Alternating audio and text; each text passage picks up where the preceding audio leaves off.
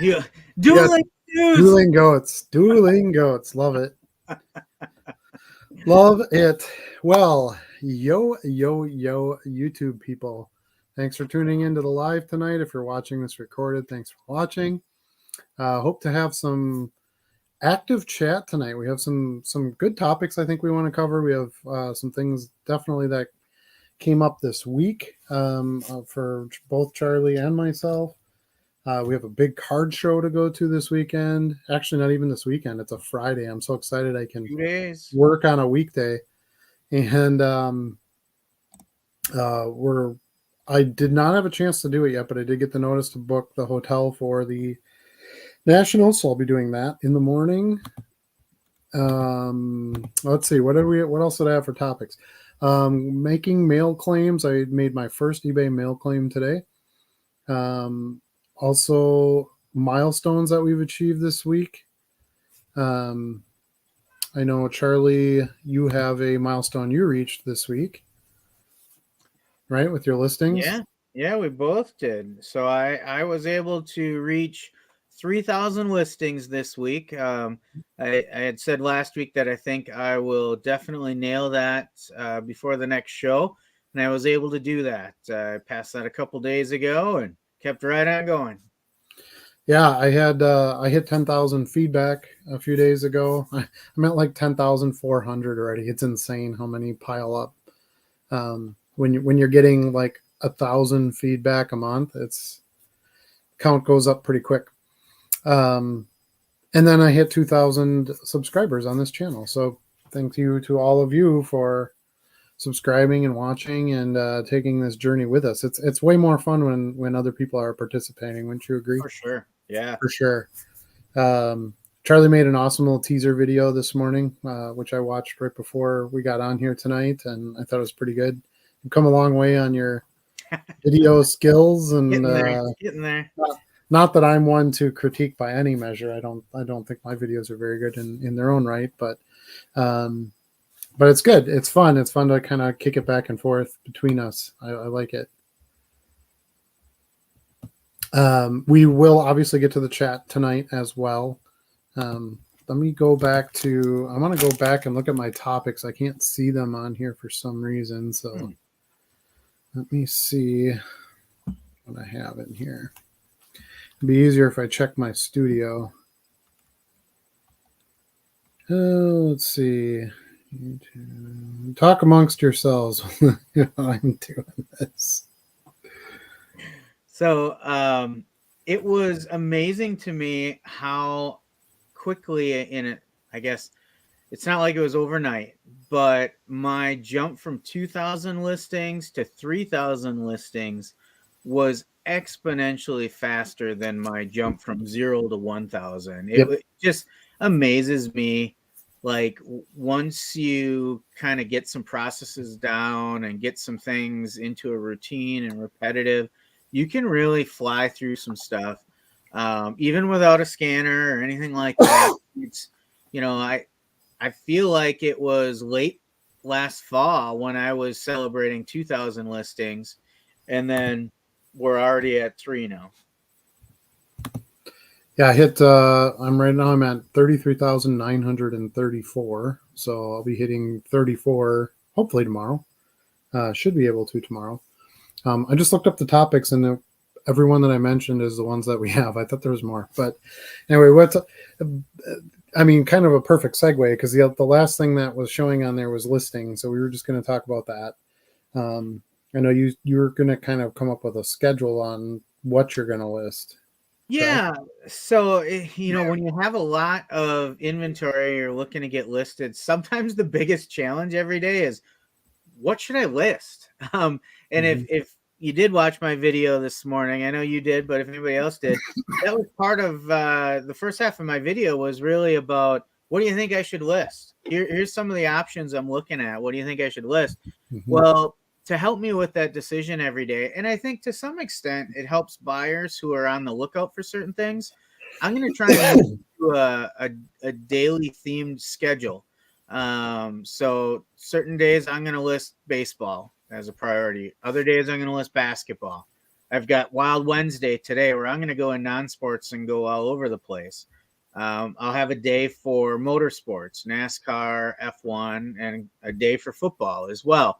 And then I can mix some other things in there as well as needed. But it takes away kind of that first 10, 15 minutes of, all right, what do I want to grab and work on right now? There's sometimes you come home from a show and you're like, these are banging. I want to get these listed right away. But a lot of the week is really just kind of a grind where you're coming down to boxes on boxes of cards, and you're like, okay, out of the 5,000 cards sitting in front of me, what are the for me? What's the 70 to 80 I'm going to list today? Yeah, I kind of try to do that, but I also get like bored and disinterested Yeah, listing certain things. So like I love Sports Illustrated for Kids cards, as you all know, but it gets pretty boring listing like 5,000 of these at a time. So yeah, I like to do a couple hundred and then I go, oh, I'll list some promo stuff right now, or I'll list some sticker cards, or today I grabbed a few handfuls of players that are going to be in these championship games. So I had some Aiden Hutchinson rookies. I had some George Kittle. I had some Mahomes. I had, um, Nico Collins. I had, well, Nico Collins is out of the playoffs now, but I had a couple of those, Lamar Jackson. I've sold a ton of Lamar this past week. So I've kind of went to some of those, and then I also try to kind of grab what I feel like I have holes of. I actually spent a lot of time this week listing all the stuff I got in the box from the card show, or card shop, excuse me. And it's stuff that I didn't have anything of. It was like no name, 90s Bowman Chrome football rookies and Topps Finest basketball rookies from the 90s, stuff like that I would never buy. And I sold a whole bunch of it. I've sold yeah, like 20, 25 cards. I don't even have maybe a third of it listed. So I've maybe listed like 300 cards or so of it, yeah, and they're already selling and for decent money. Some of them I got $3-4 a piece for, yeah. when you paid 2 cents for them, it's pretty solid. So, Definitely. so I like doing that because that's stuff that, like when the NASCAR stuff came in, I listed a bunch. Oh, I finally sold a NASCAR card today too. Congratulations. Yeah. Yeah. World on wheels. One of the 3,500 cards I bought have sold. You'll sell more. Don't I worry. don't have them all listed. I only listed like some of that action pack stuff. So I Okay. got to go back and list some of the Max stuff and I don't know, Yep. whatever those other sets are. But anyway, Less than a month away from practice for the new F1 is that what it season. is? Okay. Yeah. So yeah, and right now I want to try to get a bunch of basketball and baseball. I want to try to buy a lot of baseball this weekend at the show. So we're going to the Eau Claire show on Friday and potentially Saturday, depending on how Friday goes. Yep. It's a little bit of a drive for us, about 2.5 hours. So we figured we'd make ourselves prepared in case it was going to be. 3 with Adam's bladder. Yeah, right. Yeah, I'm an old man, okay? Yeah, I don't take offense to that. It's Stuart's bladder, Yeah. I mean, he just. Oh, I might have a surprise for us going to the show. So We were just talking about Stuart's bladder, and you said you're going to have a surprise. I don't know. it does have to do with Stuart. Okay, Yeah. but not his bladder. Not his bladder. Okay, well that's good news. But yeah, so we're excited about that one. I think that'll be fun. I'll of course get a bunch of video for that and put a video out. Our buddy Brian is coming with us. We got 3 of us on this trip. It'll be a good time. I'm looking forward to it. Leaving kind of early, but like I said, it's a little bit of a trip out there. It's in a mall. Did you know that? Yeah. Mm-hmm. Yeah. So I kind of like that because that's a little bit better, like spread out for a show. Usually I've been to a lot of mall shows, not recently, but many years ago, that's where they all were. Right. And, usually there's like places to eat and drink right there, and Sabaro, place to sit down. Um, Charlie's yeah, Steakhouse. Sabar. Yeah, I'm sure. So I'm kind of excited about that, just to kind of have a little bit different environment than just a giant open hall with nothing else around really. Yep. But yeah, it should be a good show. We've never been to that one, so I'm excited to check that one out. You And know, then you're going back to the listing for a second. You reminded me of something I do that I wanted to bring up too, because like you, sometimes you can get bored going through the same thing over and over again, right? So a lot of times, what mhm. I'll do is I'll grab, like, when we come home from card shows, I'll usually have a box or a bunch of bags. As we've talked about before, I like to do kind of a pre-sort system with my cards before I list. I'll sort them by sport. But what I'll do first is I'll just kind of flip through these and say, oh, that one I want to list right away. Yeah, That absolutely. one I want to list right away. And Yep. then you get a little bit of variety in that too before Hmm. you pack them away and then just grab 100 football cards. Yeah, I do that too. And um, not that this has anything to do with listing, but it made me think of it because I changed my order a little bit now because I bag them, and I Yeah. have to put the code in for the SKU in for the bagging. And I'm getting a lot of my orders now have SKUs on them, which is Yep. glorious. I get way more excited thinking about pulling one of those than a random FARF card just stuck in the drawer Yeah. that I got to dig for. So it's going really well. I've got almost an entire drawer bag now, two rows on each side, so probably 200 bags or so. Yeah. So I've got a lot that are in those bags. Yep. Now, what I've decided, 'cause remember I said, well, as the bag sells down, then how do you fill?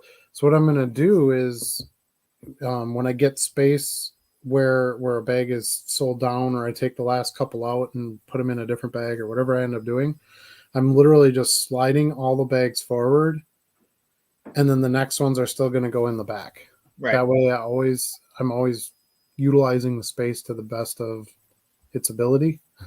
Yep. I do Um, that too.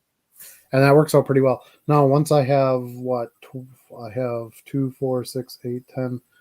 Once I have 24 drawers of those at 4 rows per drawer, that might be a little bit more to shuffle, but I think like per drawer is kind of what I'm going to do as far as like the shuffle. So, Okay. um, and then once I have a pretty good size space in a drawer, then I will just um, take that bag out and I will put a new bag in, essentially with the new date, or put yeah, I could even like backdate cards to technically if I just needed them to fill the space. So if the bag says December 31st, 2023, I could pull that bag out and list new cards as 12, 31, 23 Right. as well, even though that's not technically the date because it's just a SKU number. Yeah. What I find also is it's pretty easy to pull up the cards by SKU now too, like Yeah. in your listings, Yep. and you can certainly update them again later. Like, let's say you Right. get down to 2 cards, it goes I just against move kind them of, to another bag. Yeah. yeah, it goes against a little bit of how we said we're going to use the date we listed as the Mhm. SKU, but you could certainly tweak that a little bit to make sure you're saving space appropriately. And I think for the minimal amount you're going to do that, it's not going to really ruin the system, Right. like the Right. date portion of it. Yeah. And I'll worry about that at that time. If I sell them down an entire bag, I'm not going to complain. That's an And okay thing. And honestly, if it's something that's pretty aged and I get to a bag that's got a couple of cards in it, but they're months old, I'm probably just going to pull them and maybe auction them. Maybe if they're $2 cards, I might switch them to a 10-cent box because they're not getting attention. Right. Right. We do have 27 people watching us live. I think that's a pretty good number. I think we got up to 29. That was our biggest ever. Yeah. I think so. So we appreciate everybody joining us. Like I said, we'll get to the chat in a little bit. We just kind of wanted to go over some things ahead of time. Um, Hotel for the National. I got the go ahead from Charlie. I'm going to book something for us tomorrow. So if you guys are going to the National and you need a room, you got to jump on those as soon as possible. I did see, I think some of the VIP packages or something were released today too. Um, Oh, I don't know. which, yeah, I thought the tickets were on sale already, so Yeah, I I don't got the VIP ticket right away. It So might have been like the one because they had the autographed guests announced now, so maybe that was right. part of it. Because they just added Manny Ramirez, which I guess is kind of a big one. Oh, man, Ram. Manny, yeah. So anyway, so we got that. Plans for the national are coming together, and then the other big thing that I had happen today was I filed my first mail claim on a Ooh, lost package. okay. So I had I don't normally bother with that because, to be honest with you, with if it's a $1 or $2 card, it's not really worth my effort to file a claim and go through all that. But this was like a $7 order. So I thought, well, you know what? I'm going to go in and file the claim. It really wasn't too bad. I'd take a couple screenshots of different things. Hmm. I had to screenshot the message from the customer. I'm like, okay, random. What difference does it make if the customer messaged you or not? Like if it's lost, it's lost. Yep. The tracking shows that it left Green Bay and it made it to Milwaukee like 10, 11 days ago, and then it just died right there. So Yeah. clearly it's lost on their part. Um, I did have two requests this week from customers, but it just says that I printed a label. It doesn't show that it ever got scanned in. So you can't file a claim on those because it doesn't look like the postal service lost it. It looks like I Right. didn't drop it off, which is weird because I mean I had probably 40 envelopes that day and it's just two that didn't get scanned. So I don't know if they'll end up getting scanned or what, but they're older, like the 14th, 15th. So it's Right. almost 2 days old. So I'm guessing they're just under a bin somewhere. Who knows? Yep. Yep. Maybe eventually I'll get it back or it'll end up getting through. I don't know.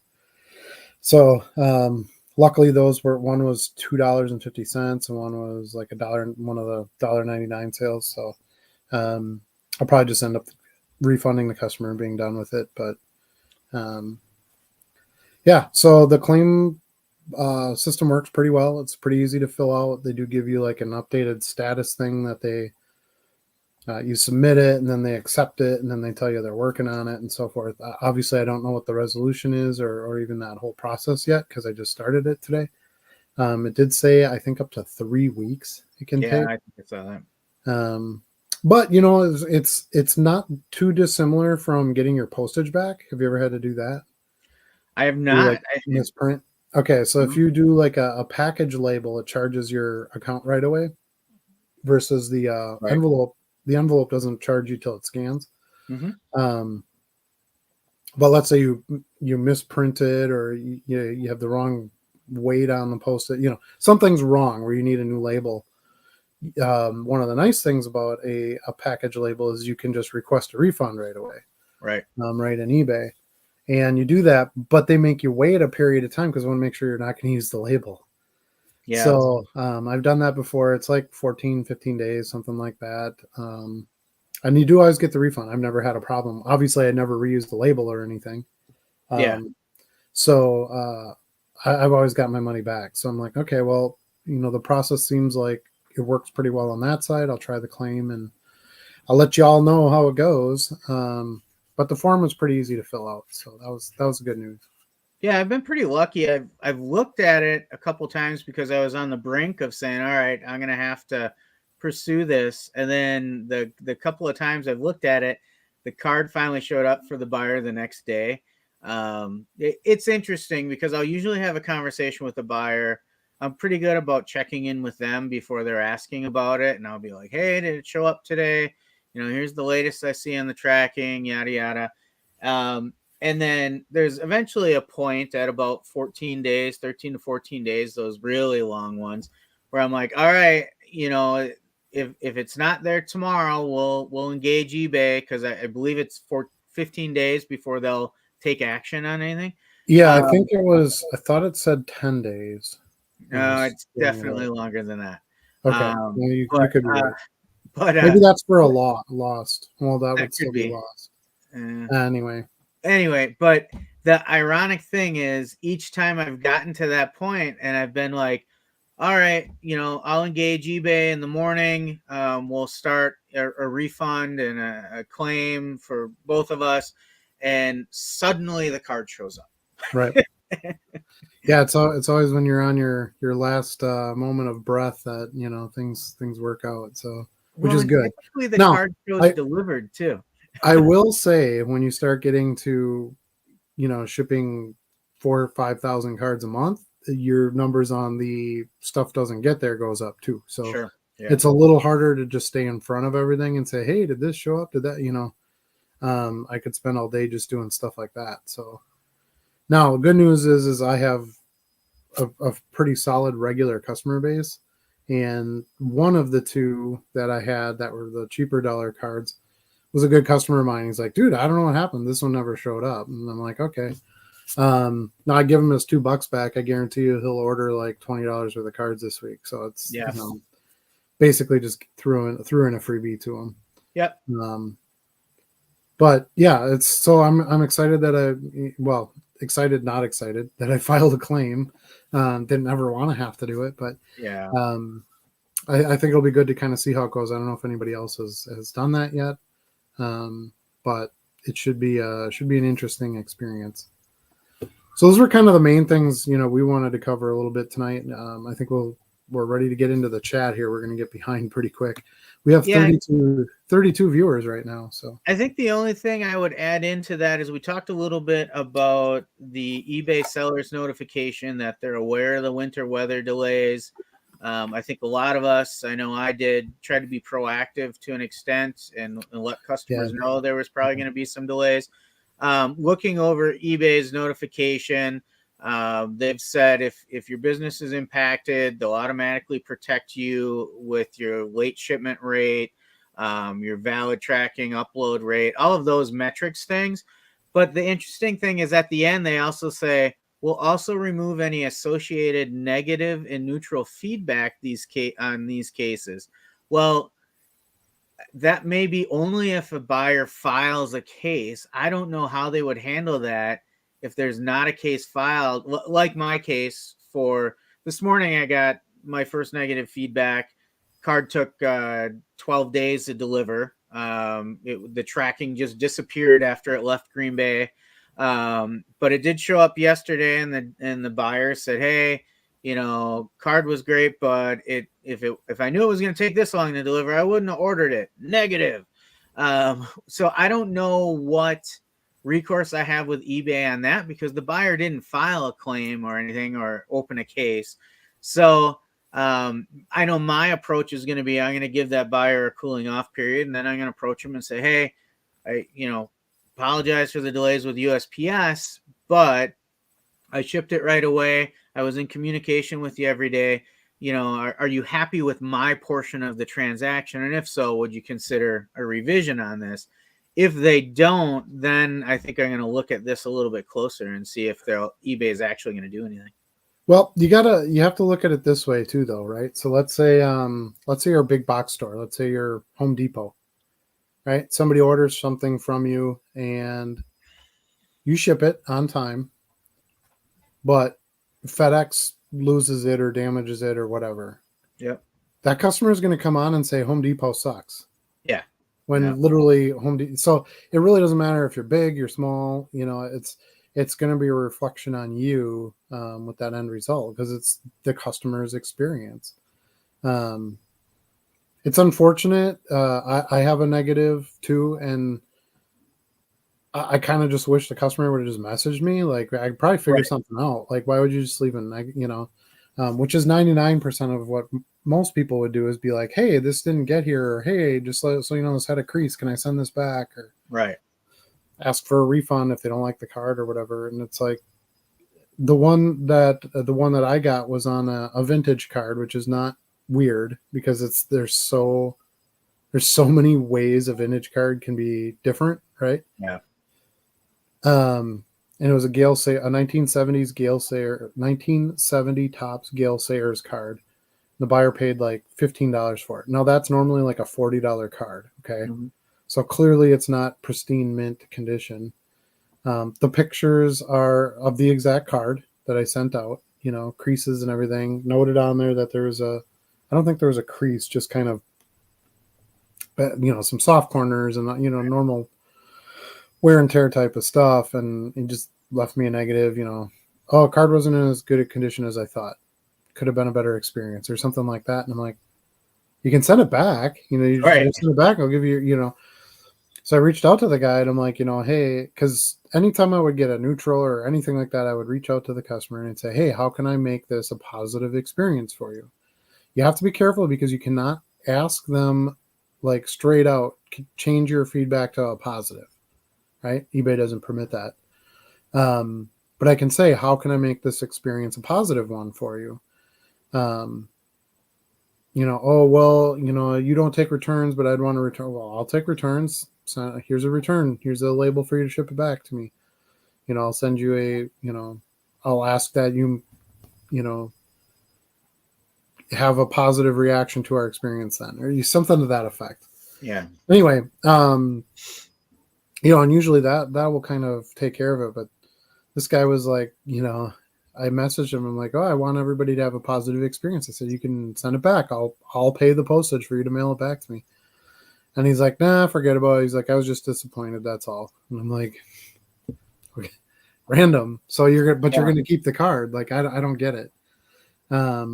Obviously he wasn't disappointed with like my service or the shipping, everything got there fine. So clearly he was only disappointed in the card itself. We'll just send the card back, but that's just, if you've ever worked customer service, you are never going to please everyone. Yeah, that is. And one thing that ticks one person off doesn't even matter to another person. Yeah. So it's not like well, just do this and then you'll always have a positive. It doesn't work that way. Ultimately, here's my take on feedback. Okay, I think there's two things that are important about it.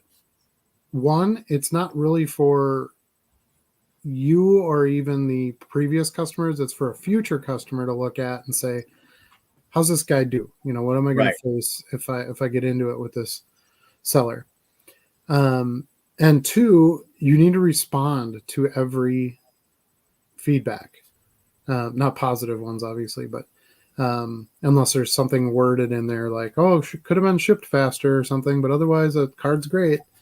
But otherwise, any negative, any neutral, you need to reply and say, hey, tried to work with this customer, offered a refund, told them I would take a return.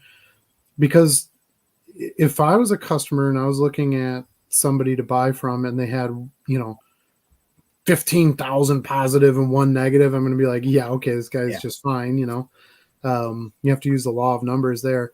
But I would look at that negative and if that seller responded, hey, I tried to do this or I tried to do that, or, sorry, I sent the wrong card by mistake. I offered to exchange it or refund, or I did refund, whatever your action was, I would read that and I would say, you know what, this guy's got straight up solid positive feedback and the 1 negative, it looks like he tried to do what he could do to get it straightened out. Because I don't think anybody cares if you get knocked down. Everybody gets knocked down, right, in life. Right. But it's what you do when you get knocked down. That's the difference maker. If you're, oh, woe is me, or oh, I got a negative, screw eBay, I'm out of here. Yeah. I watch my language because every week now they give me a thing saying like my video might not be appropriate for what do you call that, monetization, and I have to send it to the review committee, and it gets approved, of course, right away. But yeah, last week it must have been due to Stu shaking his moneymaker. I don't know what it was. Maybe it was your card with the crayons on it. I don't know. The crayon card. Oh, it could be the crayon card. Yeah. Crayon card. Those giant, colorful crayons. Colorful crayons. You can mix them together. You can melt them down, make other things out of them. I don't know how you could write with them, though, because they're so floppy and flexible. Charlie, you could share them with your friends. I think it's time to get in the chat. They make perfect gifts. Okay, yes, we'll go to the chat now. Enough of hearing from me and Charlie, and of course, you never mind hearing from Stu. The table is set. You want to or not. What's that? The table is set. The table is set. We've opened the rabbit goat hole. Here we That's go. right. All right. So we've got Jamie Croft here. Jamie Hi, says Jamie. hello. Welcome, Jamie. Thanks for joining us. Art has joined us as well. Good evening, boys and chat. Happy to catch the live this week. We're happy to have you here. Good I don't know how evening to far you. behind I am, so I'm just going to kind of keep going. Yeah. Weston's here. Welcome. He says, welcome to Art. So we have an extra welcome for Art. Welcome, Weston. You need to update your profile photo to a respectable Cubs Reese player. Hoskins. Yeah, there you go. Stuart needs a girlfriend. Joseph has joined us. Welcome, Joe. He stays pretty high strung. Maybe that would help if he had a Yes, girl. yeah. He needs. Oh, I'm not even going to go there. Stu, what's your thoughts on marriage? Smart man. I think he wants to stay single. I think he does. Troy Barton is here. Good evening. Good evening, Troy. Hello, fellas. Joe says, good thing he didn't call us gentlemen. We'd have to refute that. Ryan Sells is here. What's up, Ryan? He says, what up, guys? I talked to him earlier on the video, on one of my videos I posted. So I'm glad he was able to join us. Weston's going to be at the Madison show. I love the Madison show. I'm going to try to get there a couple times this year for sure. I have not been. It's a great show. And my buddy Bo runs it. He does a great job, and lots of good dealers. There's a lot of Pokemon there, so you kind of have to weed through that a little bit. But no, that Pokemon's good. My boys will want to go too. Then I know I should really do some Pokemon. I don't know. I don't have interest in it, and I feel like there's a lot of dealers out there for it, and I don't know. Let them have that playground. Weston congratulated us on our accomplishments this week. Thank you so much. We appreciate you. Sir. Joe says he hit 2,000 listings. Awesome. That's a great milestone. Keep on grinding. I feel like when you hit that, and he's not quite there yet, but when you hit that like 2,500 to 5,000, that's like the game changer. Yeah. That's when it feels like a real business. You're regularly listing, you're regularly selling, you're regularly shipping. Numbers start to seem to make sense. So it's not like I spend 400 at the card show this week and I make $35 in sales. Yeah. You start spending 400 a week at the card show and you start bringing in 2,000 and say, it's the numbers start playing in your favor a little bit. And then you have to do taxes. So that we'll save that for, we can avoid that time of year, isn't it? Yeah, we can avoid that for a couple more weeks. Yeah. Y'all haven't gotten your 1099s yet. So, but they're coming. Troy says he hit 20 followers on his eBay, 1,200 listings, and 100 positive feedback with 0 negative. Awesome. All great numbers. Followers on eBay is more important than anyone will ever tell you in a video, for whatever reason. Use those followers. Make sure you make a group of them so you can send them coupons or messages or newsletters, things like that. Keep them engaged with you so that you're the first place they go to, if you have the things they're looking to buy. Sure. Joe says he loves to go over how you guys negotiate buying cards at shows or you're at your LCS. I think you watched the video, Joe, but I just did that at the LCS. I negotiated a deal on, final buyout. I do record all the card shows and post a video of some of those adventures. I try to do as good as I can. It's hard. Sometimes some of those are kind of hard to record because I get in my zone of buying. That's my actual work day is card shows. And I don't always get the recording of like the final deal or the negotiation or something like that. Just try to explain it later. But the biggest thing is to just know what you want to pay. If you don't think you're going to be able to get the stuff you want for the price you want it for, then I just wouldn't even spend your time in that box. If the cards are at 50 cents a piece and you're looking at them like, well, they're 25-cent cards, you're probably not going to get the deal that you need out of that at the end. Mm-hmm. Versus they're 50-cent cards and they should be dollar cards and you feel like there's enough there for you to bulk up and maybe get them for 30 cents. they're top loaded, whatever is all added into the value, then that's where you start doing your negotiation. It's most dealers will come down, especially on bulk, but they're not going to go from a dollar box to a 10 cents per card. You have to kind of use your street smarts on that one. Now, my negotiation with the LCS, that was a little different. He was looking to move them. He had sold a lot out of those boxes and made a lot of money back. He was just trying to finish it out, get his table back to use for something else. Yep. And I've been a customer there for 30 years, and he knows what I'm in there to do, and it just really worked out for both of us. I can't pay five for $1 for the cards that he had there. I didn't know enough about them. They weren't the types of cards I normally sell, so I was taking my chance on it too. I didn't even look through them all. I didn't even know what was in it. Other than some of the cards. Plus, I've been through the boxes earlier, when I was buying stuff at the higher price, but I didn't know what was left. Yeah. So it's kind of a little blind for both of us, and he was happy. Got his last. I had gotten a couple messages after that video saying like, "Oh, you're a harsh negotiator," and the dealer basically gave you those and this and that. And I'm thinking, he still got $100 back out of that, and he had sold all those other cards for profit. So Yeah. for him, it wasn't really. It was just trying to get something out of what was left, right? And sell them all at one time. Who is going to go in there and buy all those Eddie Jones rookie cards? There were a lot of Eddie Jones in there. Like 10, although I sold a couple today. But 10 SP authentic Eddie Jones rookie cards in a Green Bay sports card store they're not going to sell. Yeah. And he doesn't sell online, so he wasn't going to take the time and effort to do that. So he moved them to me as the middle guy who could then sell them and make some money on them. So, Yep. So that's what you got to see. You got to think about, what does the dealer need out of this? What do you need out of this? And the biggest thing is, what can I sell them for? What can I get back out of it? Yeah, I think you got to understand what kind of value do you see for your business in them. If you can get a little intel on who you're buying from, that's great. If you're lingering around looking at some other stuff and you hear some other negotiations, you can kind of get a feel for, are they looking to move stuff, or are they really just looking to get sticker price on it?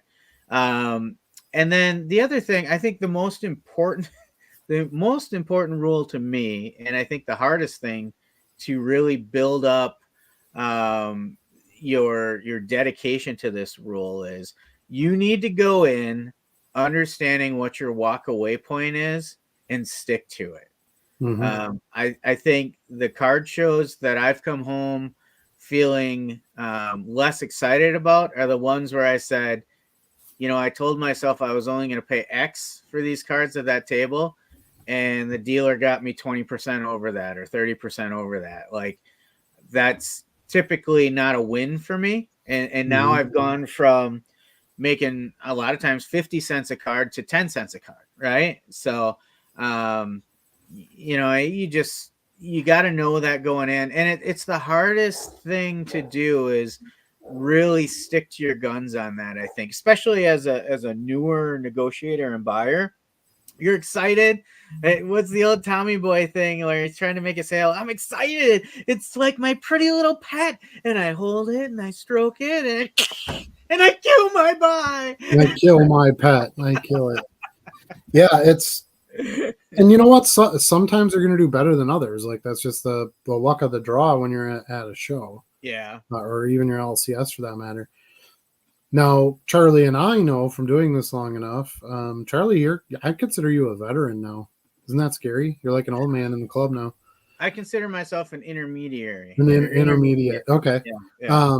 But we know that when we go buy from the LCS, we're not going to get as big a discount as we do at a show. Absolutely not. Yeah. Because they're brick and mortar. Those cards can sit there all day long and wait for a buyer. They don't have to move them within a couple hours time.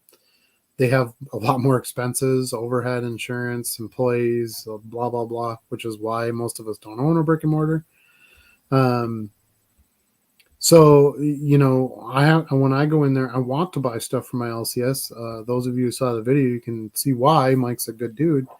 But sometimes it just, I shouldn't say a lot, sometimes it just doesn't work out. I found great deals there. I buy stuff there regularly and flip it for good profit. But you gotta work a little bit more Yeah, for it.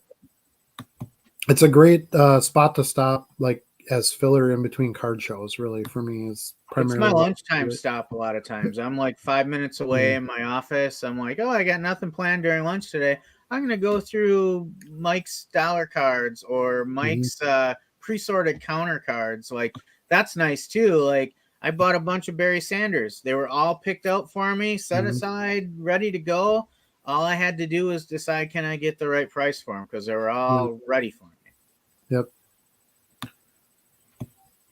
All right, so let's keep moving on. Joe says he walks away thinking he could have gotten a better deal if he first saw about money instead of waiting for them to let me know how much. I Yeah, disagree. that's literally just a skill you have to work on. I've been in sales my entire career, basically, life, whatever you want to call it. I've had a few different careers, um, and yeah, you just need to. So okay, so let me preface this. I generally don't buy out of a box unless it has a price on it. Okay. Yep. So it's going to say $1 box. It's not going to be like, oh, each card in there has its own price. No, I'm not going to waste my time on that because I want to bulk buy and I want to know what my cost is going to be in going into it. So that right off the top kind of gives you that negotiation piece, right? So it's $1 card, you get 100 cards, right? It should be $100. Well, you should be able to offer 70, $75, $65, whatever, depending on how strong you feel the box is and how bad you want the cards, should kind of tell you what to offer. You already know what their price is. They don't need to give you a dollar amount or a number because you picked 100 cards at $1. Well, their number is $100. So they've already played their hand. I can come in at, usually I'll come in less than I want to pay. So if it's $100, I'll say, hey, I'll give you 65 for these. And then they come back at 75 and I'll go, great, because that's what I wanted to pay. Let the dealer feel like they get a little bit of a win. You still get the price that you want, and you can walk away with those cards with plenty of profit margin in them. I feel a little different about it though. I One of the rules of negotiation that I've always been taught is try to get the other party to name their price first, They and we'll go did. from there. They did $100 for 100 cards. That's not the real price though. Yes, it is. There's not a dealer out there that's been doing this for a while that does not expect a negotiation on just about every transaction. Yeah, Um, well, and that's true. You could say, hey, I got 100 cards here. What do you want for them? yeah. But you know what their number is going to be. Well, you have a target in mind, yeah. Yeah.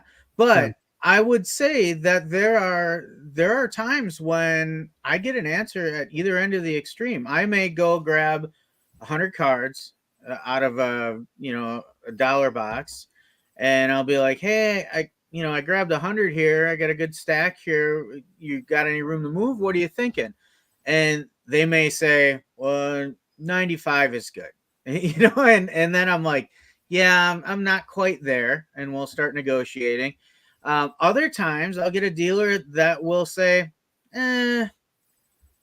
I'll take 70 for it. I've had those cards for a while. I really want to get moving some stuff." And then I'm like, deal, we're good.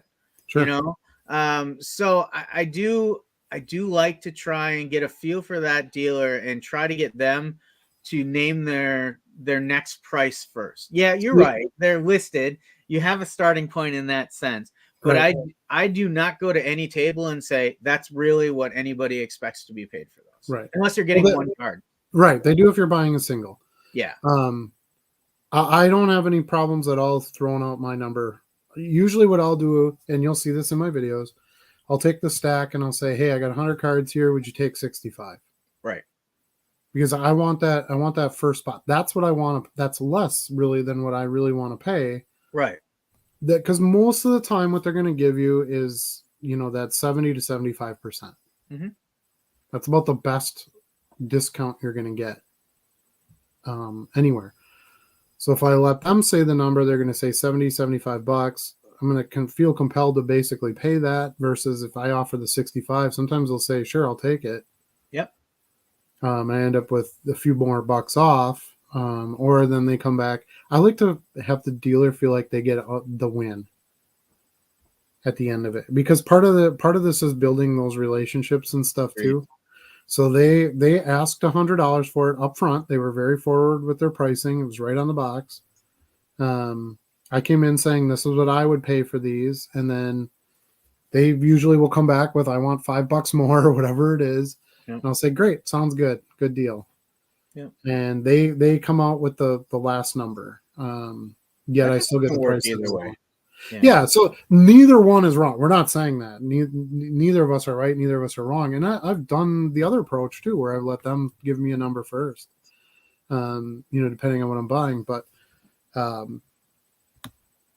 yeah, you have to know where, Charlie's right. You have to know where your walk away point is, and then stick pretty darn close to that. Maybe have a margin of error each way. If your price on $100 is $70 and they come back at 75 and you feel like it was a really strong $100 lot, you might say, well, I'm not going to walk away out for $5 on this. Right.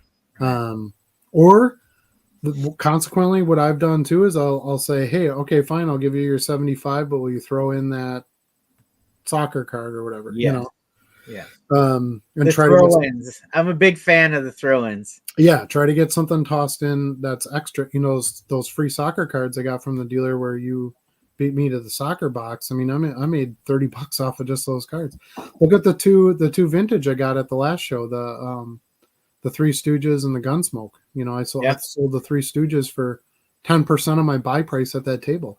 I got back on a free card that I sold. So I shouldn't. It wasn't quite 10%, 8%, something like that. Anyway, it was a nice, instant discount on it with getting a free card. So right. So sometimes you can do that. You don't necessarily have to get your dollar amount. You just have to get your value. So get them to throw something in, or whatever. Get a box out of it. Get a whatever you need to get.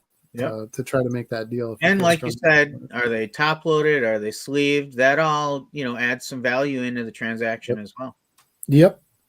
Absolutely. Peter has joined us. He says, "What's up? Cardboard Critters is here. He'll bring some straw for Stu. He's gonna bed down. Cardboard Critters is Brian. He'll be going with us this weekend to the show. Johnny M415. Good evening, all. Good evening, Johnny. Thanks for joining us. Art says the date SKU system has been an absolute lifetime saver for me. Yes, I agree. I'm moving there quickly and happy to have it. 1 Million Cubs Project has joined us. Mo is here. All right. I don't know if he's still here. He was here a half hour ago, so he's probably gone. First time live. Thanks for joining us. We're happy to have you. He keeps it simple on SKU. I don't want to think, especially when it's by date and I'm in year 2, box 1, tab A, etc. Yeah, same thing. That's why I just like date. It's simple enough for me to know where it's going to be in order. So yeah. But yeah, there's no right or wrong way. Whatever system works for you, for sure. Art says, yeah, I might have to rethink the date SKU if I bulk up even more, but right now it beats I listed this right around these card system I was running. Yeah. Now, one of the reasons we like the date is because it gives us that clue right away of when we listed them. So it kind of gives us a couple of things that help. And that's important because we do the end listings and sell similar, which resets the listing date. Right. So the SKU tells us, okay, I must have redone this. Actually listed it 3 times already. Yeah. It'll be interesting to see if I end up with bags that are like 10 days old down the road, or 10 years old down the road or something. Be like, maybe I should. The other reason I kind of like that is right now I list a lot of random stuff because you get so many listings. As I get closer to my limit, I'm not going to list as much random stuff. But I kind of like that because I joked, 10 years down the road, but man, if I still got cards in a bag 10 years down the road, probably going to be about time to pull those and throw them in my dime box and be done with it. Yeah. So, that's the other reason I like the date. It's going to start to clue me in to go, I think this this is expired, and I can let it go. Yeah. Because then I can start canceling some of those listings that really aren't going to sell and reserve them for cards that, of course, will sell very quickly. Bo says he played around with some multiple SKU experiments before settling on the one that works best for him. Yeah, absolutely. I think it's a work in progress just about forever. Yeah. I might not even stick with the date thing forever. We'll see. The other Fine thing production is there. the other thing I do with my SKUs sometimes is I get a fair amount of cards from friends and relatives sometimes that, I'll give them what I think it's worth, but sometimes you don't know till you get home and get going through that and really understand what's the value in there. Maybe there's some sleeper cards you're not familiar with that are pretty popular. So a lot of times I'll put that as part of my SKU where I got them from as well and how much I paid, because sometimes I would look back and say, okay, I owe my nephew, I'm going to throw him another $20 because I really did well on those cards I got from him. Or if there's some type of, like when I went to Mojo's that time, that's not a normal stop for me. And Right. I kind of wanted to track those cards specifically to see how did I do on that. So I put Mojo in the SKU. So now I can pull that up later and say, oh, I sold 80% of those cards I picked out of that box for 2 cents a piece, Right. Yeah, there's that's the beauty of SKUs. There's no right or wrong. The only problem with just doing Mojos is how you gonna know where it is and amongst all the other bags. No, I add that in addition to the date. So it would be Oh, like fine. Yeah, that makes sense. 12/31 Mojo. Right. And that's primarily what I like the most about the date is it keeps going Yeah. sequentially. You don't have to worry about what number did I leave off on? What was my last bag? The date is always going to be there for you. And Right. then I just sub number the bags when I list multiple bags on one date. So I might have like 3 or 4 bags I'd have to go through because I need, bag 2 or bag 3 for that date. Right. But even at that, they're going to start to consolidate quite I sell so much stuff that it's going to consolidate quickly, I feel. Fine Production says he just wanted to pop in and say, I've been binging your content while listing and pulling orders the last 2 weeks, getting back into the low end game. Currently at 7,500 listings, working to scale up. Awesome news. Glad it's working out for you. It's the whole reason we're doing what we're doing. Thanks for watching. I appreciate it. Or we appreciate it. I don't know what he's been binging. He's been binging our lives. I'm pretty sure that he's binging your stuff. I don't have enough out there to binge yet. No, but if he's binging our lives, it has you in Oh, it. that could be. So it could be, our 3-hour marathon lives. Maybe he's yeah, and we've got it. what 6 months of these in the can now. Yeah, close. Yeah. Yeah. Joe says he thought the claim form was for the buyer. Nope. You filled that out as the seller. At least I did. Let's see. Where am I? Uh-oh. Tom Bullard, 821. Yeah, we must be we must have a ton of chat to go through. Holy crap. Okay. Tom says you have to wait 7 days. Yes. See, I thought it was 10. You thought it was 15. He says 7. After the expected delivery date, though. Correct. Yep. Yeah. I thought it was 10 days after the delivery date. No, I'm saying it's like 15 days total. Oh, okay. Yeah, we weren't thinking of. Yeah, I was thinking after the expected date. Anytime I've filed for return, I always had it within 4 days. Well, that's good to know. I'll let you know how mine goes. Not a regular refund. Refund for rebuying shipping label. Took mine 14 days to be refunded. Yes, the shipping labels can take a while. I file immediately after you refund the customer, or else I will forget to file. That's what I did as well. You can't file for a shipping refund immediately. You have to wait for ESC to be outside receive date, so many days that start it, then start it. Other refunds are pretty immediate. Okay, well, that's good to know. I really don't care about the 63-cent shipping that much. I care more about the $7 worth of cards that I might not get back. Weston says this week someone sent me a top-loaded card and a small bubble mailer Using 64-cent eBay standard envelope label at post office. Didn't require any postage or anything. Right That was kind on. of cool. Yeah, you just got lucky. They just didn't want to deal with it, so they let it go through. You don't refund your customer when you have to buy a second shipping label. We're talking different things. Correct. Yes, we're talking about the lost package refund, not the label. We have 34 viewers and just 9 likes. So let's make sure we all hit that like button, as these are great. Thanks, Joe. We really appreciate it. Yes, please like this video. We could use the support. We want to keep making them for sure. I'd like to get it to a point where there's enough income I can buy the upgraded StreamYard package. I think there's some fun stuff we can do in there, some Yeah. charts and polls and things. So it'd be awesome if we get to the point where we can pay for that every month. Guys, I don't even know. It was just a correction from his previous. I know. It's just guys. Lisa was a gentleman. Troy says eBay removed a negative for him this week because they never got shipment. Okay, well that's good to hear. Did eBay automatically remove it, or did you have to dispute it? Logical Collectibles is here. Welcome. Hey guys, hope all is well. Excited about 2024 Series 1, but sad about the price point this year.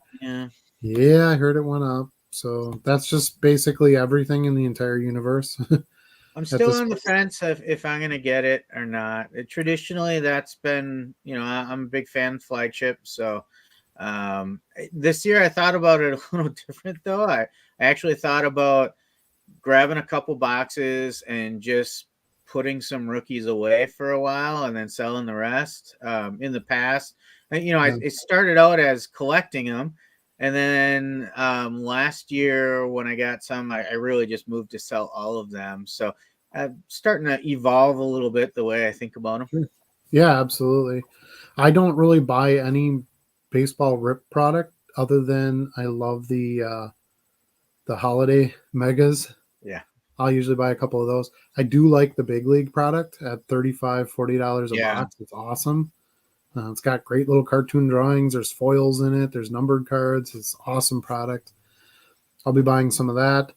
But yeah, the flagship, the chrome, all that stuff. I'll buy a big lot of prospecting cards at some point after it's been released out for a little while. So I'll get a box of 500-600 cards for $30, something like that, just to have some prospects to list. And that's about as far as I'll participate in it. Unless somebody comes around like an Otani or something like that, then right. I might buy heavier, but it would be into those specific cards. Let's see. Sporto 20 Mi says, "What's up, everybody? Hope you're doing well, Adam and Charlie. Likewise to everybody in the chat. Thank you. We are doing well. Hope you are as well." Degen Terp, evening all, and congrats on 2K. Thank you so much. Appreciate you. When I check feedback of seller that's not 100%, half the time it's some jerk leaving neutral or negative saying they're happy or satisfied. Now, why are you screwing over the seller?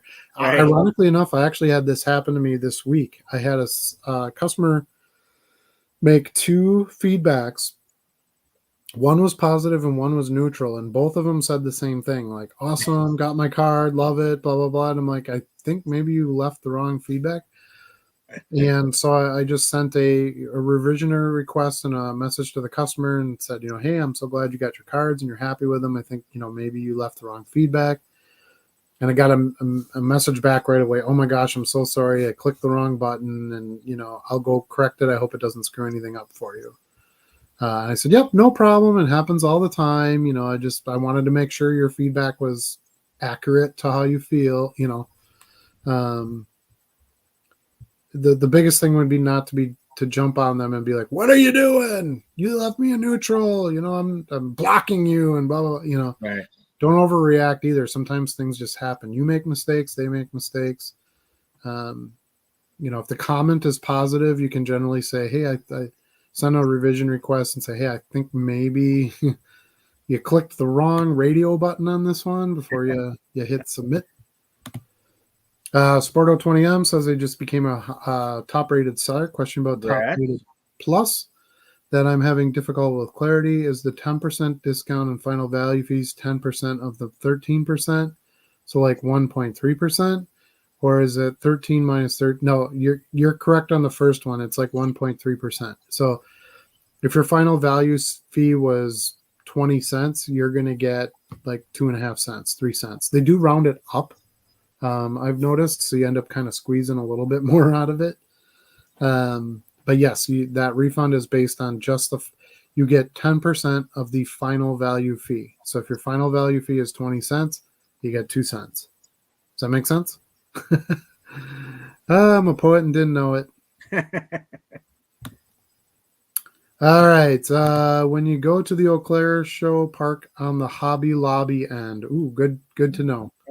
Note that, Chuck, as you're driving. Do we have to go through Hobby Lobby? That can get distracting. Hobby? No, it can't. That place sucks. I'll sprint through there if I have to. Let's see. Love the Mega Sales Day video. I was hoping everybody would like that. I keep getting more and more Sales Day video. Sales Day. Everybody loves them, so I thought that would be a fun treat. It was a lot of work.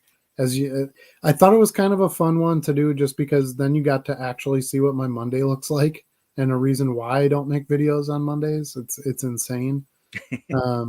But I knew it would be a ton of work too. It's a lot of editing. I got to fill all those orders. It's not just filming them, and got to go chop all the eBay screens and put those in there. But I thought that was a fun treat for 2K. It was fun for me to make a jumbo video. Everybody really seemed to like it, and I'll get more view time out of it. So a bonus for everybody, I guess, that way. Let's see. Tom says got top rated and still 13% fees. Yes, top rated plus is 10% off the money, not the percent. Correct. So if your fee was 20 cents, you get 10% of that. You get 2 cents. Does everybody get that now? Does that make sense, Charlie? Yeah, makes sense to me. Okay.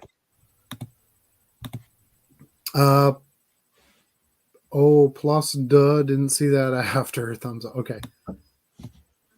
Let's see. If you are top rated seller plus and sell a $100 card and your final value fee is 12.5, and you get 10% off of $12.50. Right. You get $1.25 off your fees. Make sense?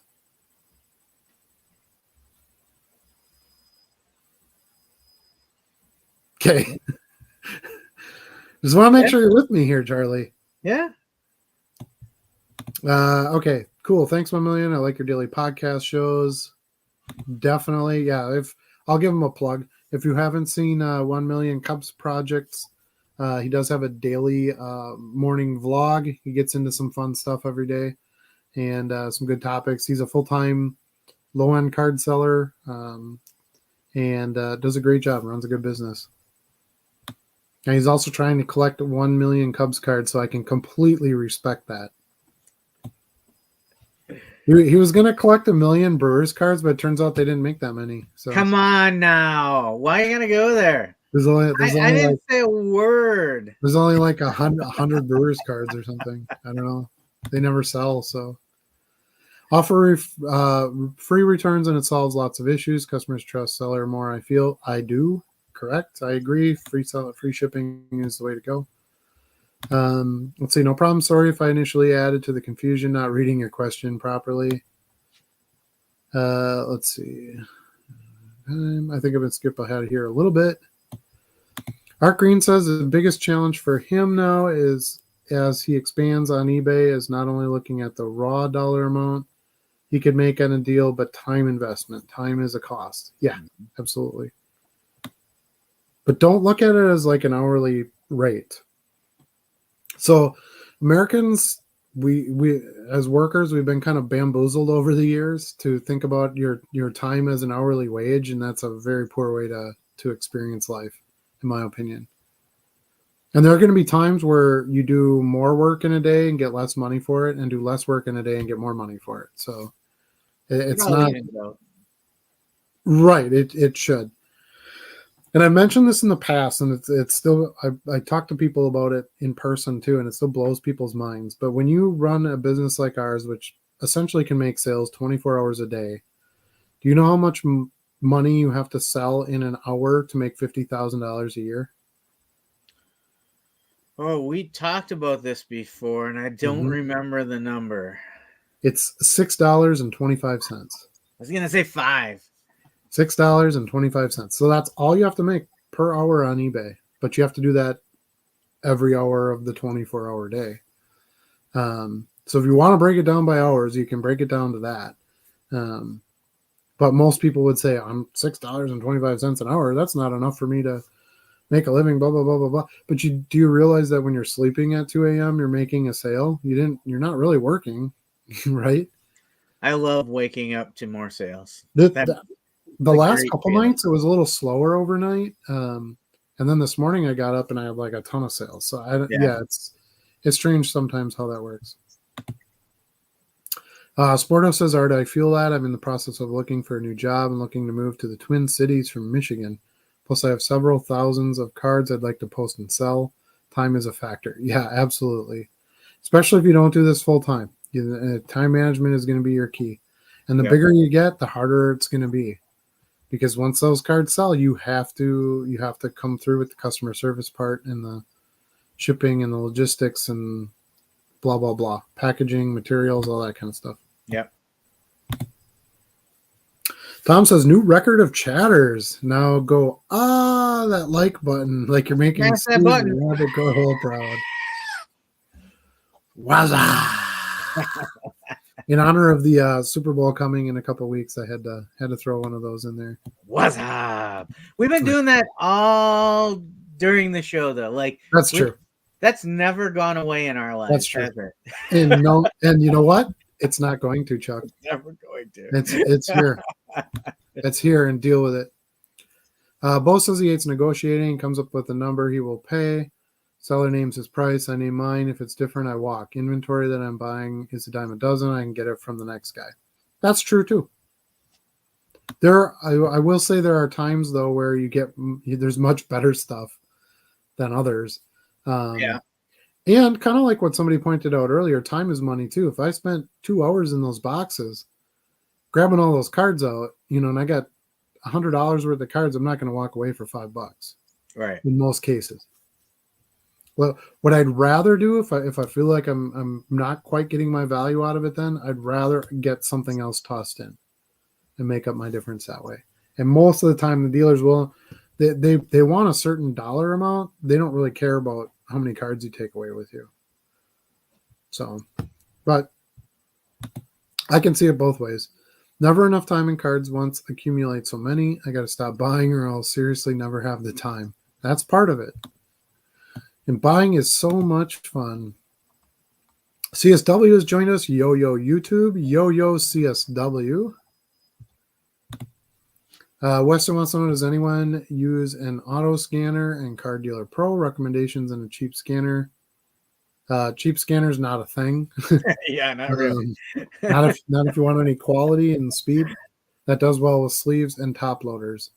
I think maybe 1 Million Cubs could answer this the best, as he's the spokesperson for Card Dealer Pro. Yeah. And has a great scanner. I don't use any of that. I'm taking my time. I'm listing as I can. I like hand photos.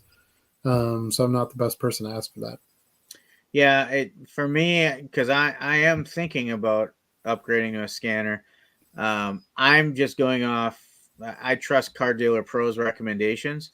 I would be looking at Fujitsu or whatever their new name is now, Ricoh, and I'm Rico, going yeah. right for the, what is it, 8170, something like that. I wouldn't necessarily say a scanner is an upgrade. It's just another way to do your listing. True. Because I don't care that much for scanned photos. So, it's to each his own. It's everybody has their own eye to it. But yeah, how much is one of those scanners too? Yeah, the 8170 I think is $800. So it's a pretty solid investment, and I believe Card Dealer Pro is like $60 a month for 5,000 scans. Yeah, or 5,000 uploads, whatever listings. So something to factor in there too. There's a pretty solid amount of expense. It's not like the thermal printer where for $50 that's a no brainer, and it saves you on the the label supplies and all that too. Just don't buy the rolled labels, right, Charlie? Yeah, I'm converting. I have the rolled labels. I'm not a fan. I'm gonna switch to the fantail. Yep, for sure. That's what I use.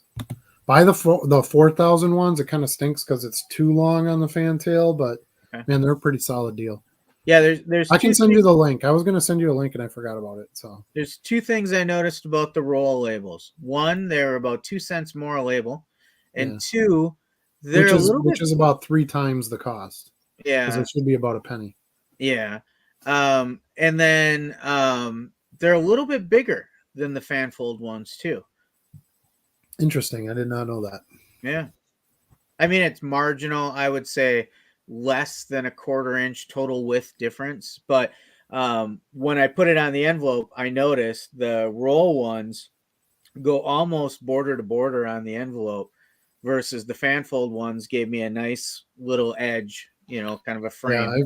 I've always found the best deal with the fan folds. They work well, so I just kind of stick with those. I Yeah. mean, and I kind of always have some active in my Amazon, and I just sort of watch for when there's like a coupon or a sale price or whatever, and then I just pull the trigger. And so sometimes I'll have a whole bunch of them at one time, bunch of backup packs because I just got such a good deal.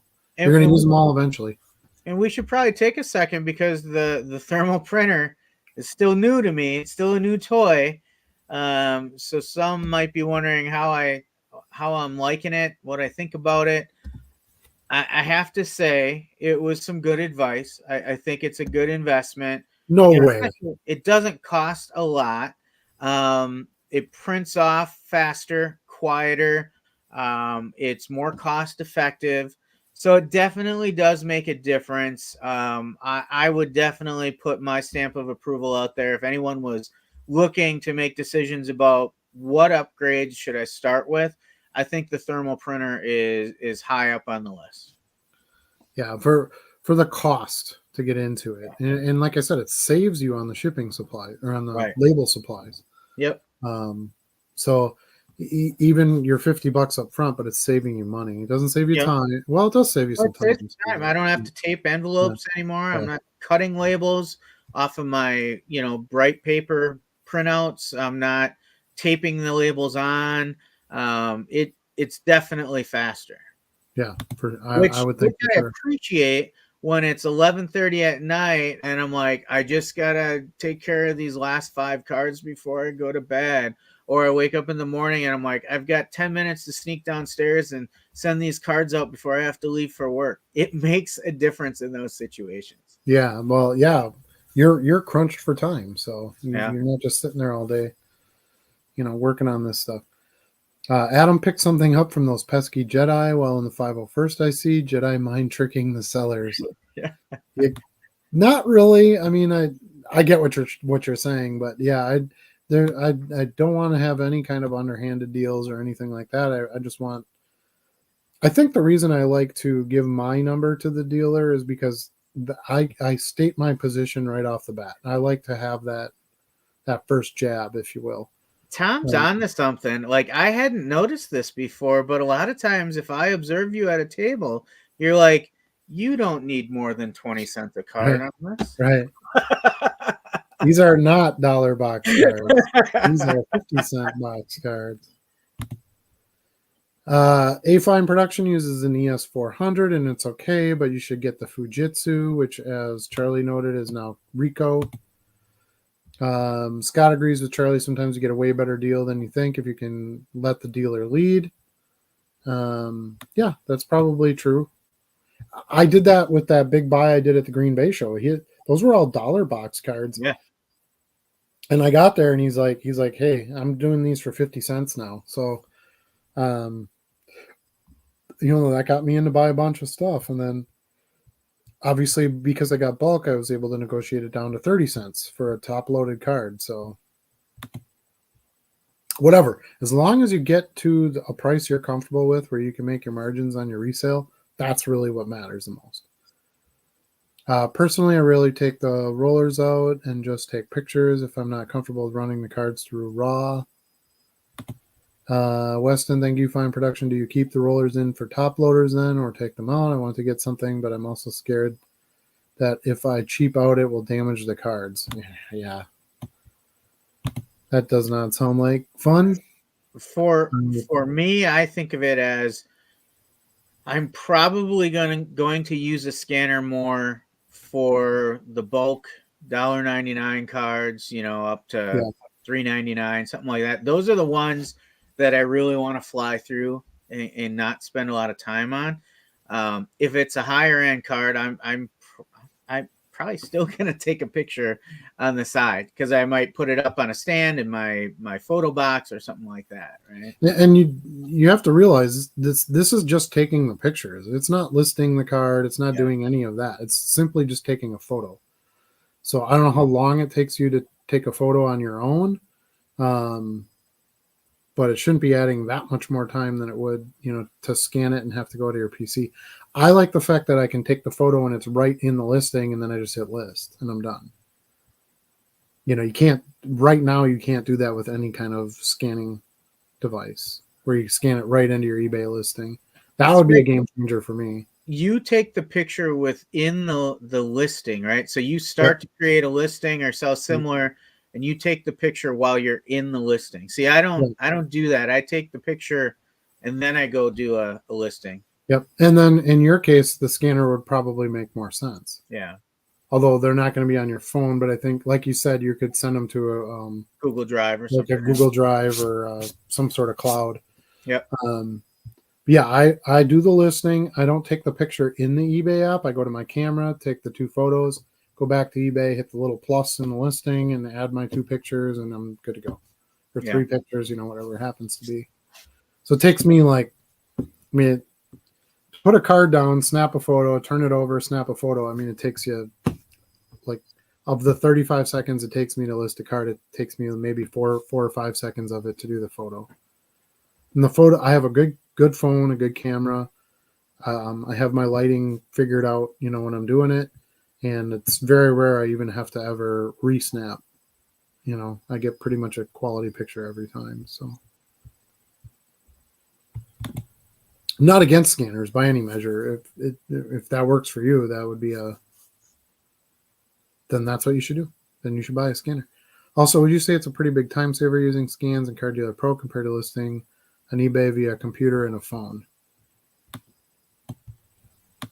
I listed 500 cards today in around 2 hours. CDP 2.0 is super fast once you get it down and super easy to check comps.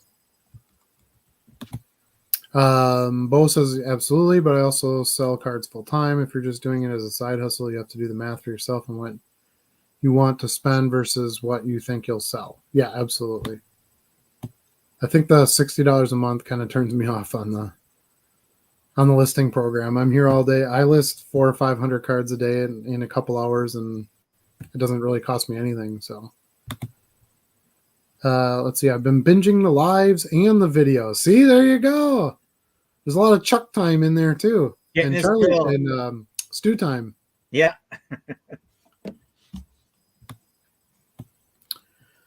Let's see. Looks like we're getting a lot of scan questions in here. I think maybe we'll move the conversation down a little bit.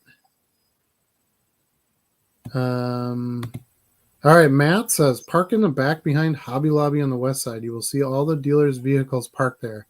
There's a service store, so you don't have to actually. Oh, sorry. Be careful. It's an involuntary reaction. Be careful who you're doing that to.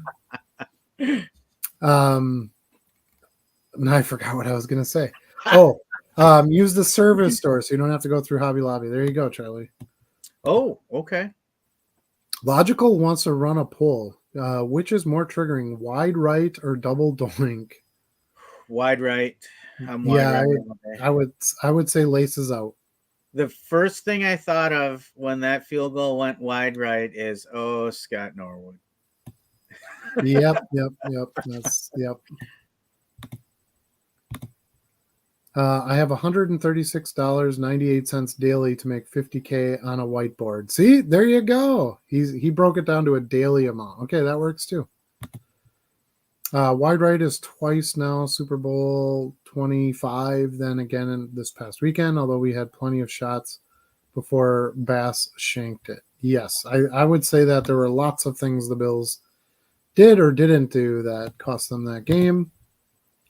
Do you think with the increases of pricing with shipping, eBay would just set a minimum purchase to $3? So if you list your cards at a penny, they would where is he? Make it would make sense for eBay to implement a $3 minimum order charge so we can list cards for $1 and just sell 3. I'm not exactly sure what he means. I'm thinking he's saying um, like you'd have to do a quantity of 3 in order to be able to do $1.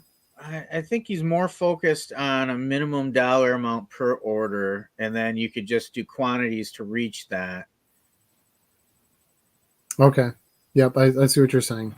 Because I think the No, minimum dollar amount justifies some of the effort and time, and yeah. I don't think eBay is going to require that. No, I think they're going to let you decide on that. Went to the post office for clarification. Well, that was your first mistake. yeah. Um, those people at the counter, they have their job is literally to upsell you. So you have to be cautious of what they're telling you. Thick relic cards are non-pliable. You buy the 111 eBay standard envelope and then add the 20 cents. I bought a 110-cent stamps. Yeah, I ship relic cards all the time for 63 cents and I Yeah. haven't 64 cents now. And I haven't had a problem. If it's like super thick, if it's over that 1/4 inch thick, then yes, you'd have to send it as a package. But anything under a package, you should be able to send for just the regular stamp, as long as you're under an ounce. Yeah, for sure. I think the thickness is more of a concern than anything else with those, because I used to be paranoid about the rigidity of those as well. And I've relaxed my concerns, and I have not had one cause an issue yet. Um, let's see, meant more, giving them final number to make them happy, way better slyness, but I did enjoy that, right? Bo says the 8170 scans 70 cards per minute. Sounds about right. Tom says he takes it on his phone, crops pics, and then uploads them to eBay, and then choose order. But not low end, yeah. Yeah, but not low end, but funny, complete opposite, right? You're doing less quantity, I think. I just get in a lot of sealed 1995 Fleer Fox Kids Network packs. Adam, do you need one for your sealed collection? I do not. I have that pack, but I super appreciate it. However, they're fun cards if you want to open a couple packs. I think it's got like Bobby's World in it, and there's some solid stuff in there.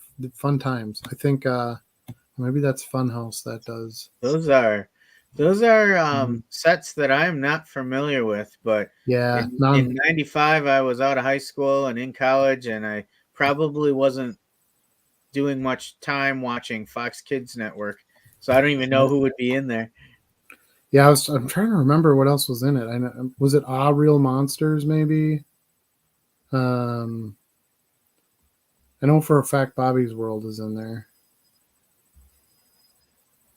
Yeah. Anyway, I'd have to go back and look at it, but yeah, fun stuff. If you've got a bunch of packs, crack one open and have some fun with it. They're not super expensive, so why not?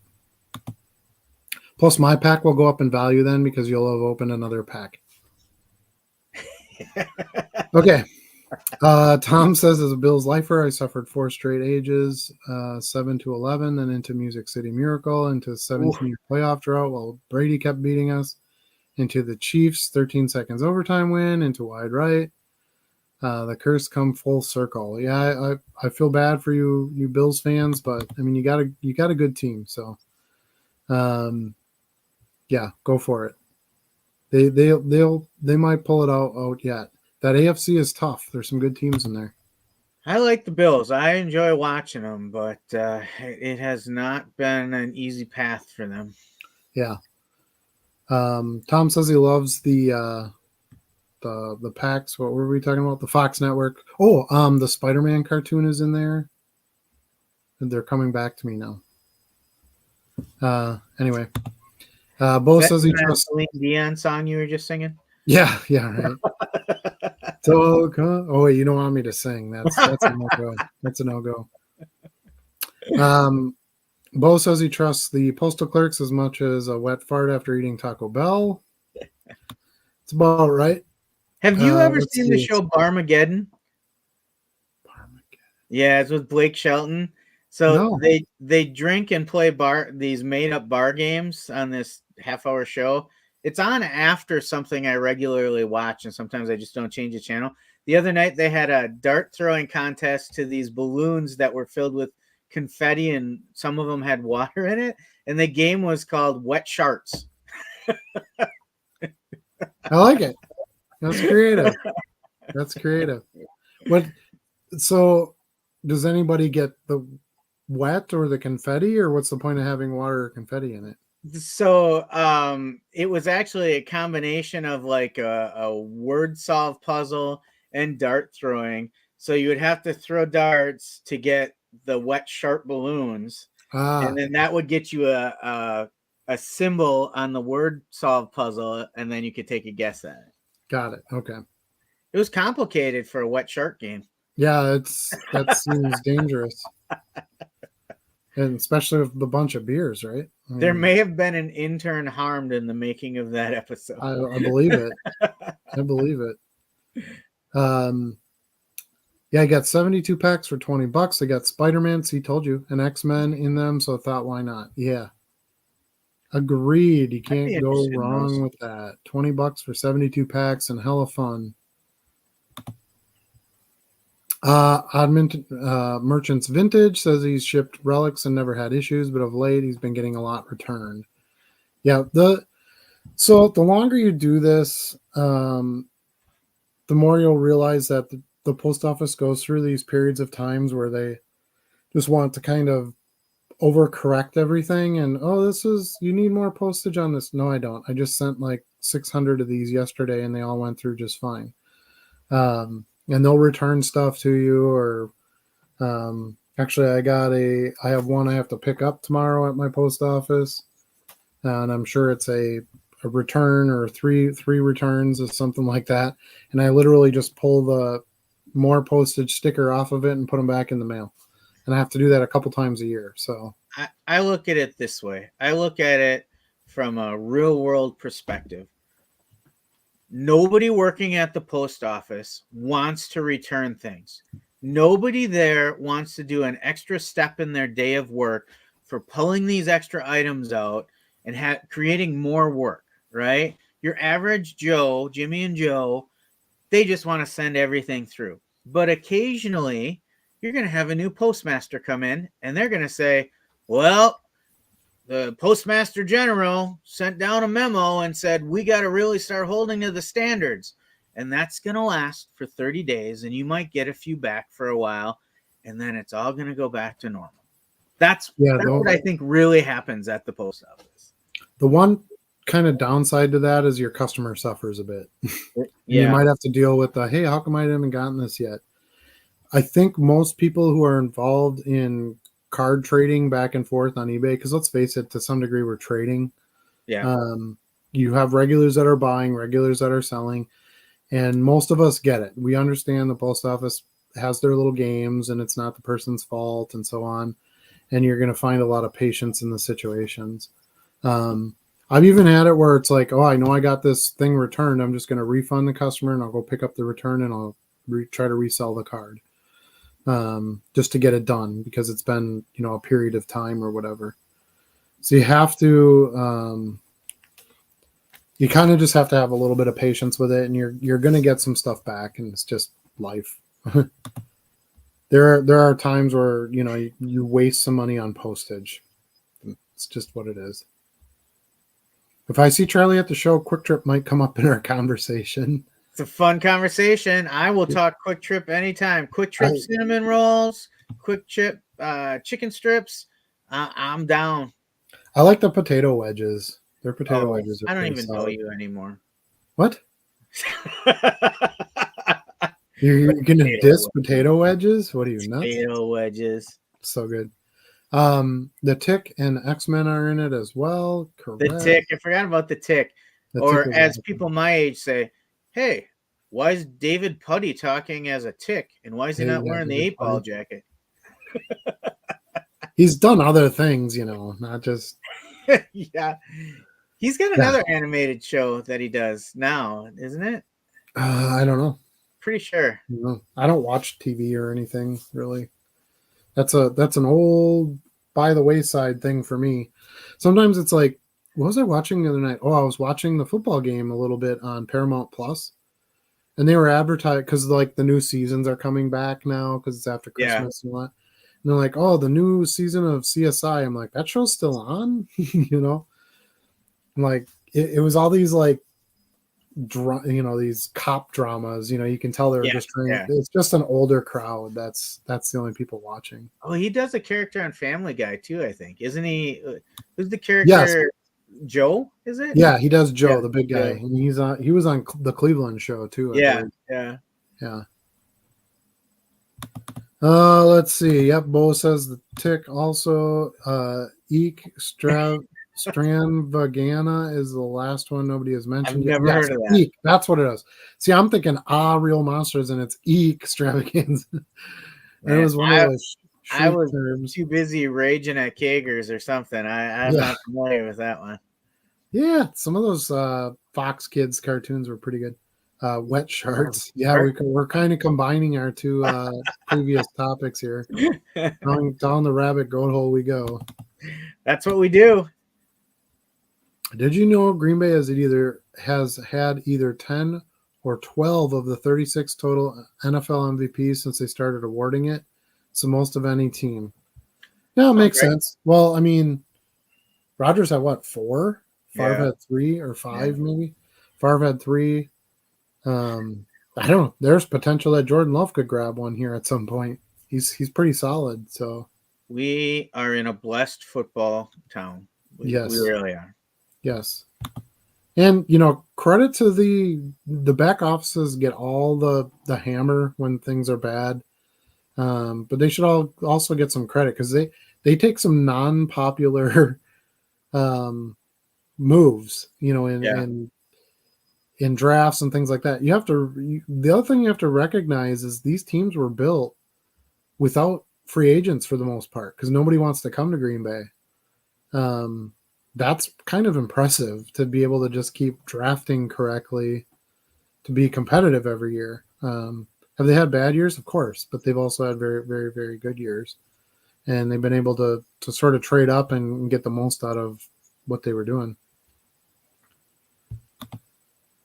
Anyway, I used to live in a town of 1,000 people. Quick Trip was the only fast food in town, and I'm so sick of it now. I do not like to eat at. Gasp! I don't like. Blasphemy, Weston.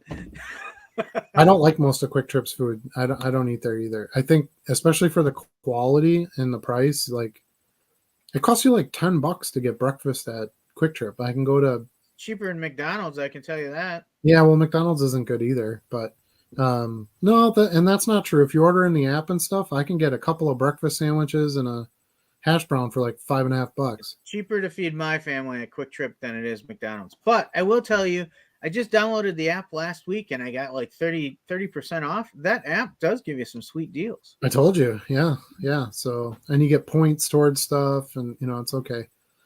But anyway, We'll save that enough for a about Food Quick Network Trip. show. Let's move on from the Quick Trip.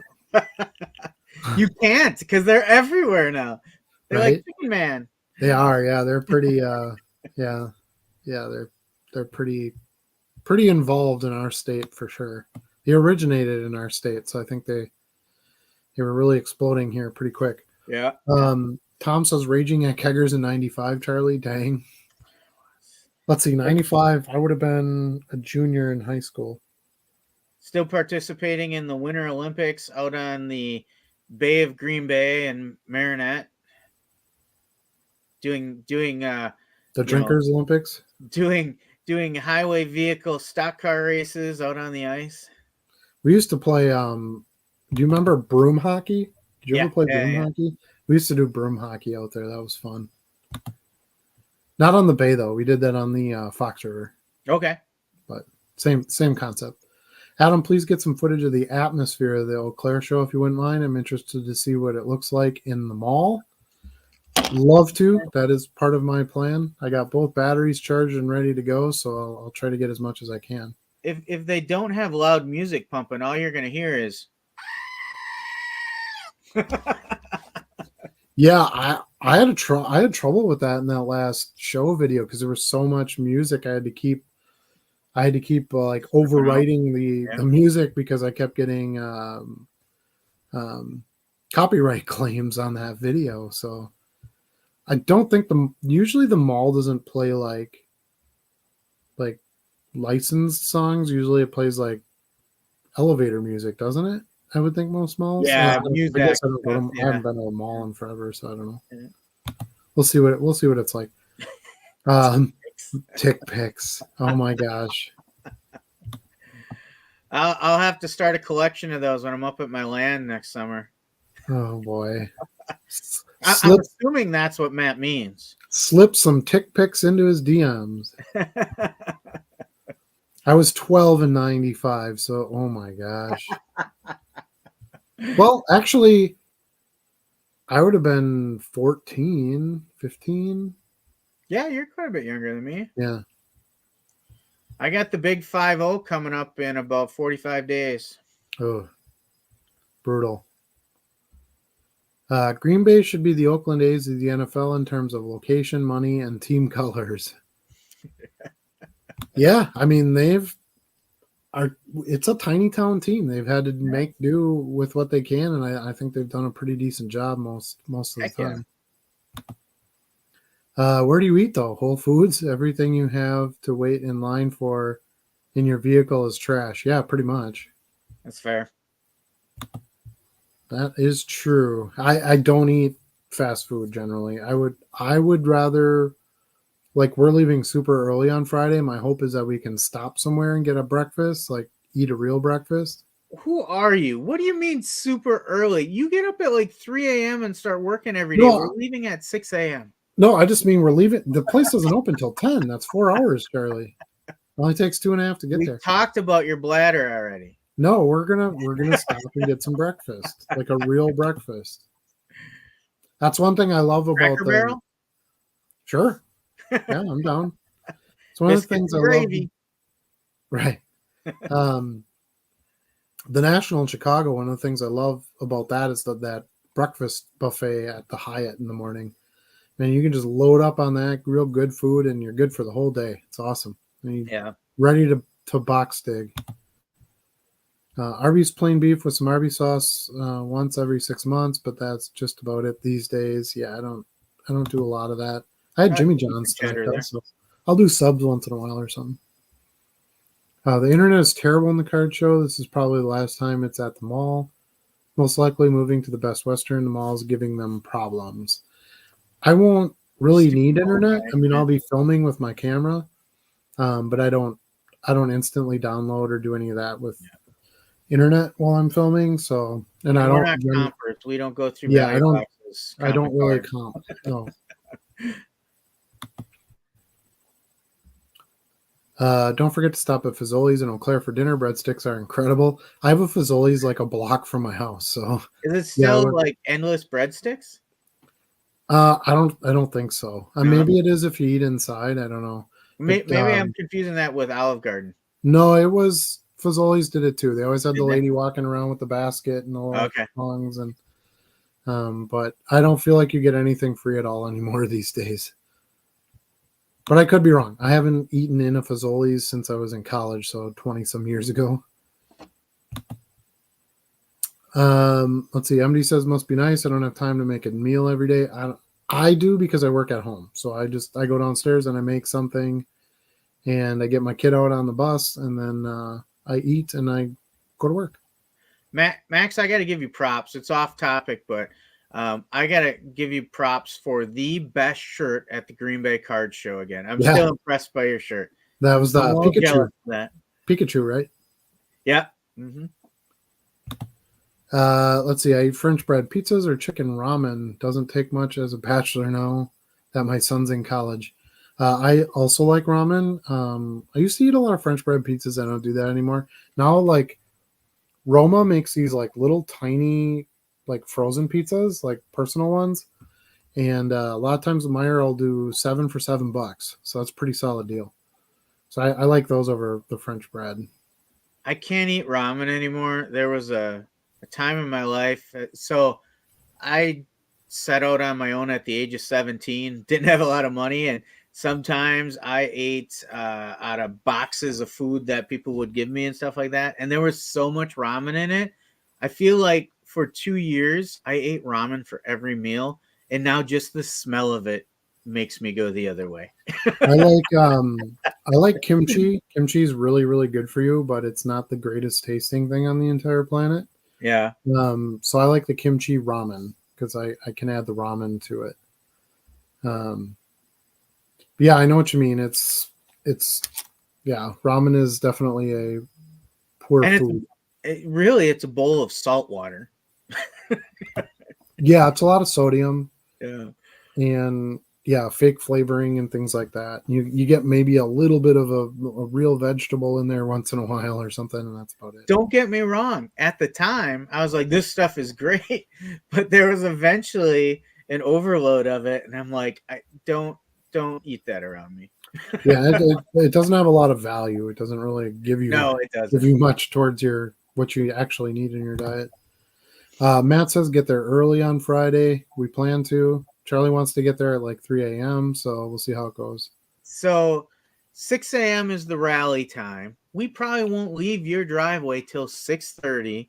We'll stop somewhere along the way. That'll be 20 minutes. We're leaving at 6. We'll see.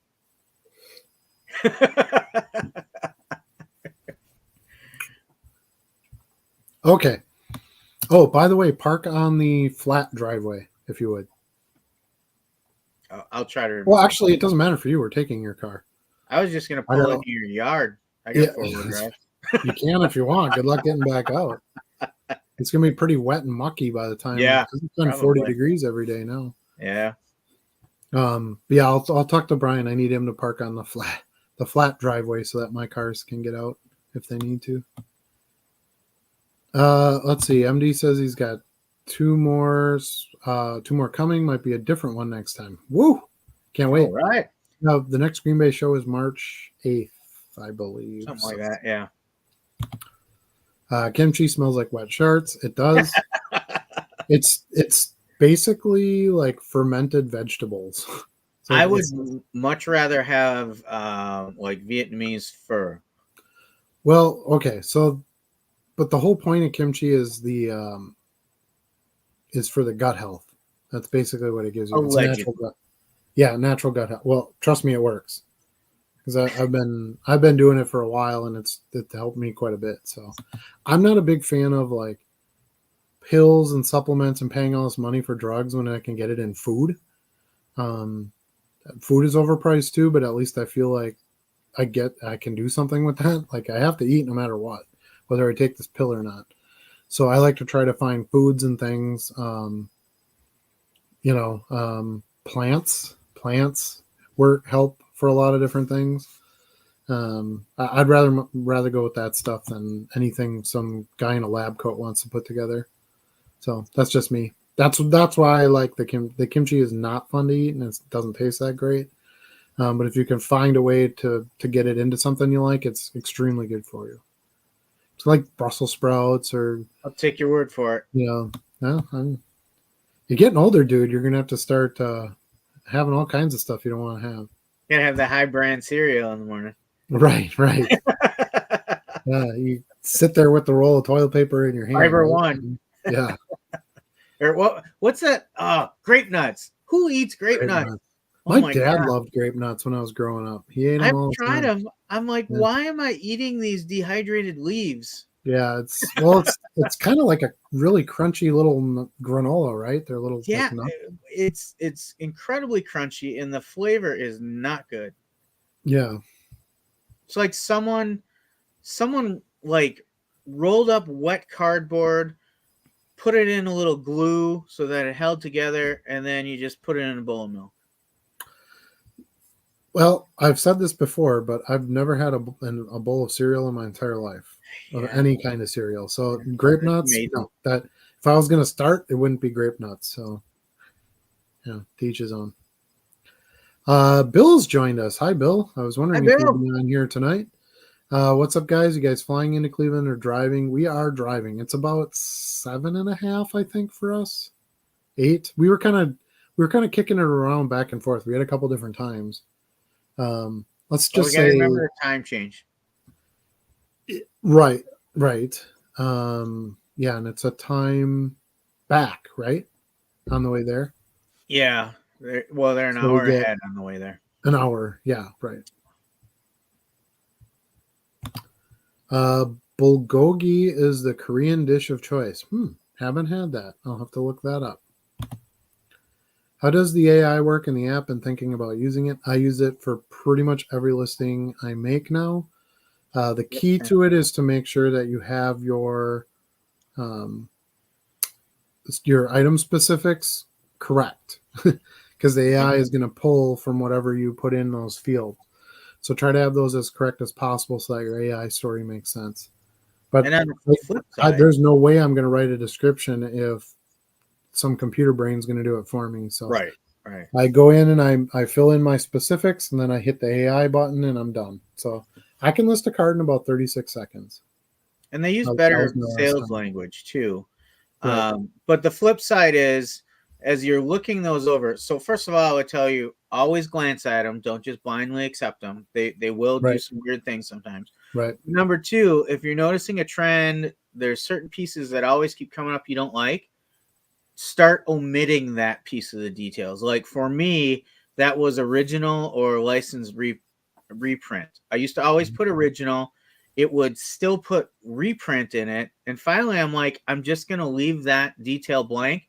Now I have no problems. Right.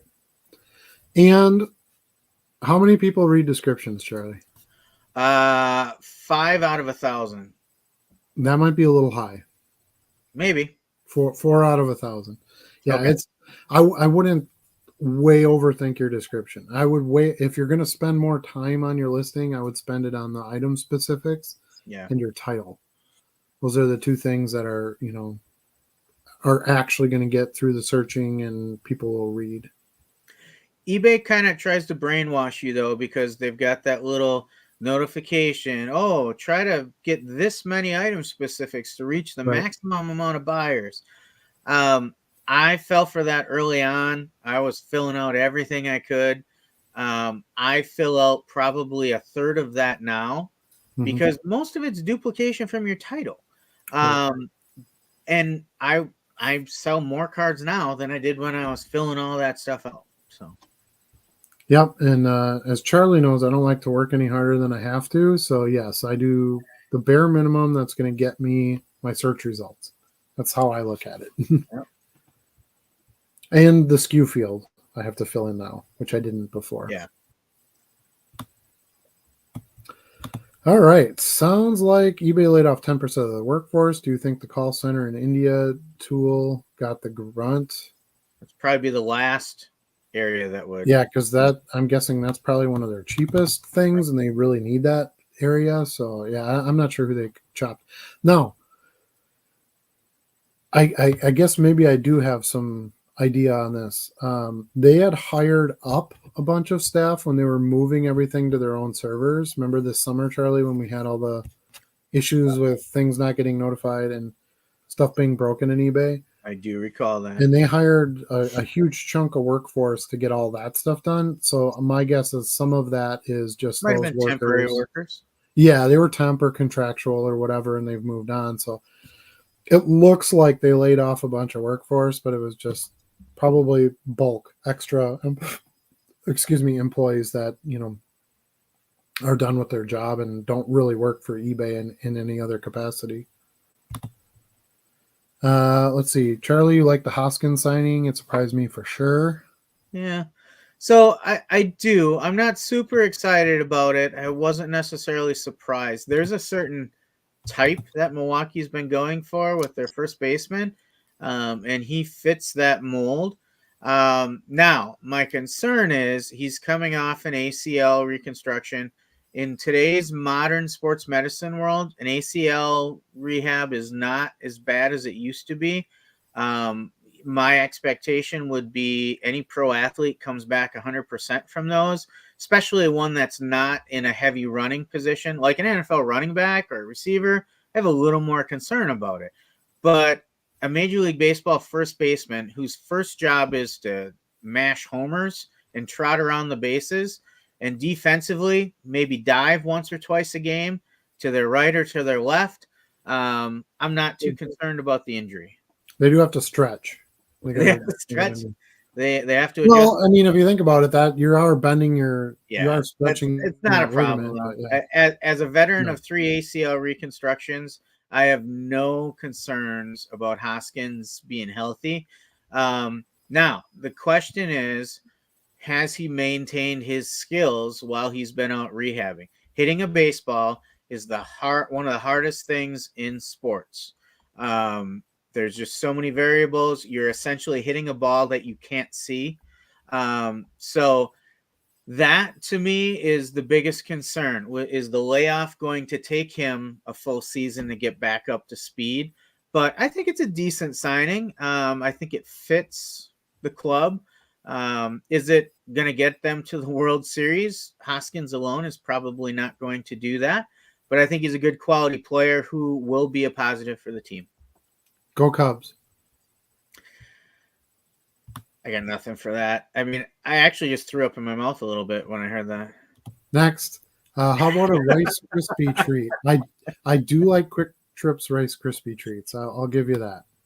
I like And, homemade Rice Krispies better than any prepared one I've uh, ever had someplace. yeah, I would say I do too, especially like when they're fresh, like the nice melted marshmallow and butter on them. Yeah, that's good. Yeah. Matt says same show will be at the Best Western first week in March. It goes well. Show will be there from now on. I don't think we're going to be there in March. This will be kind of a one-off for us. Unless it's At least for a amazing. while. Right. But I there's a mean, lot of there's a lot of amazing shows we got to get to.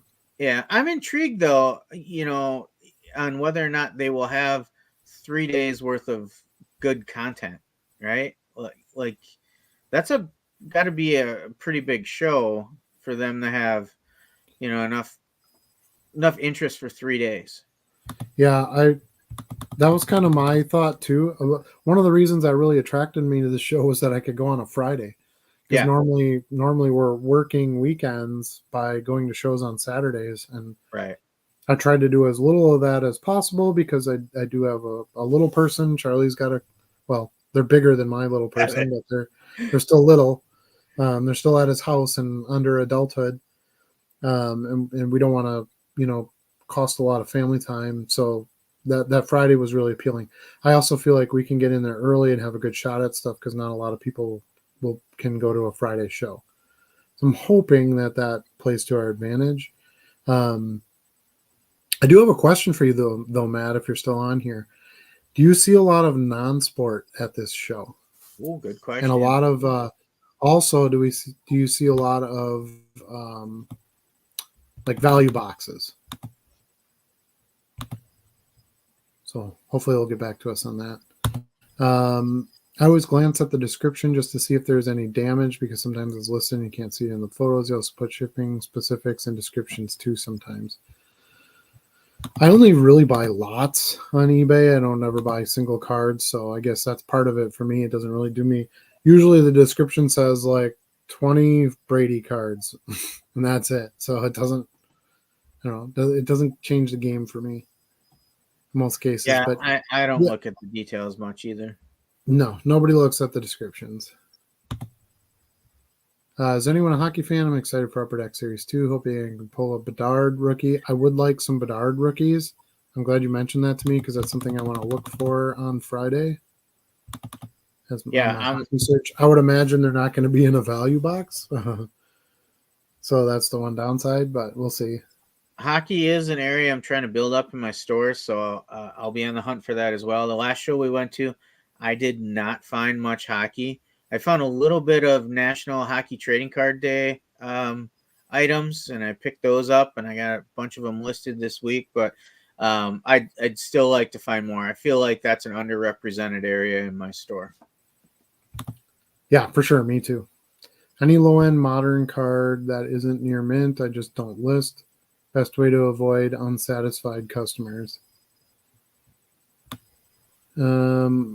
I've seen it go both ways. I think as long as you disclose if there's damage or something, I'll say like usually right in the listing, I'll put like a little star and I'll say not mint or crease or something like that. And then I'll have a front and a back photo, and then I try to take an additional photo of where there's a problem, a blemish, a bad corner, a mark, a crease, whatever it is. And then I list it at a discount. So it should clue the person in right away that if they're buying this, they're getting a deal on it because it's not mint. I think it's a mistake to completely give up on cards that are not 100% mint. Yeah, I think there's still money in it. it I've bought cards out of Charlie's 10-cent box and sold them for it's five true. to $10, and I've had no problems with it. So, One. you know, You said some. It was one. it was two because I bought the Mike Tyson card, and Yeah. I bought the Barry Sanders red, white, and blue. Okay, you're right. Yeah, you So, did buy both and of I those. sold the Tyson for $8, and I sold the Barry Sanders for $12. Or And the $20. Tyson had a scratch, I think. I don't know. Who cares? The Sanders, I don't remember what the issue was, but I was gonna say I'm kind of interesting in that I'm somewhere in the middle of both of you. Um, if it is a common name that nobody really cares about, I typically don't mess with anything that's not near mint or better.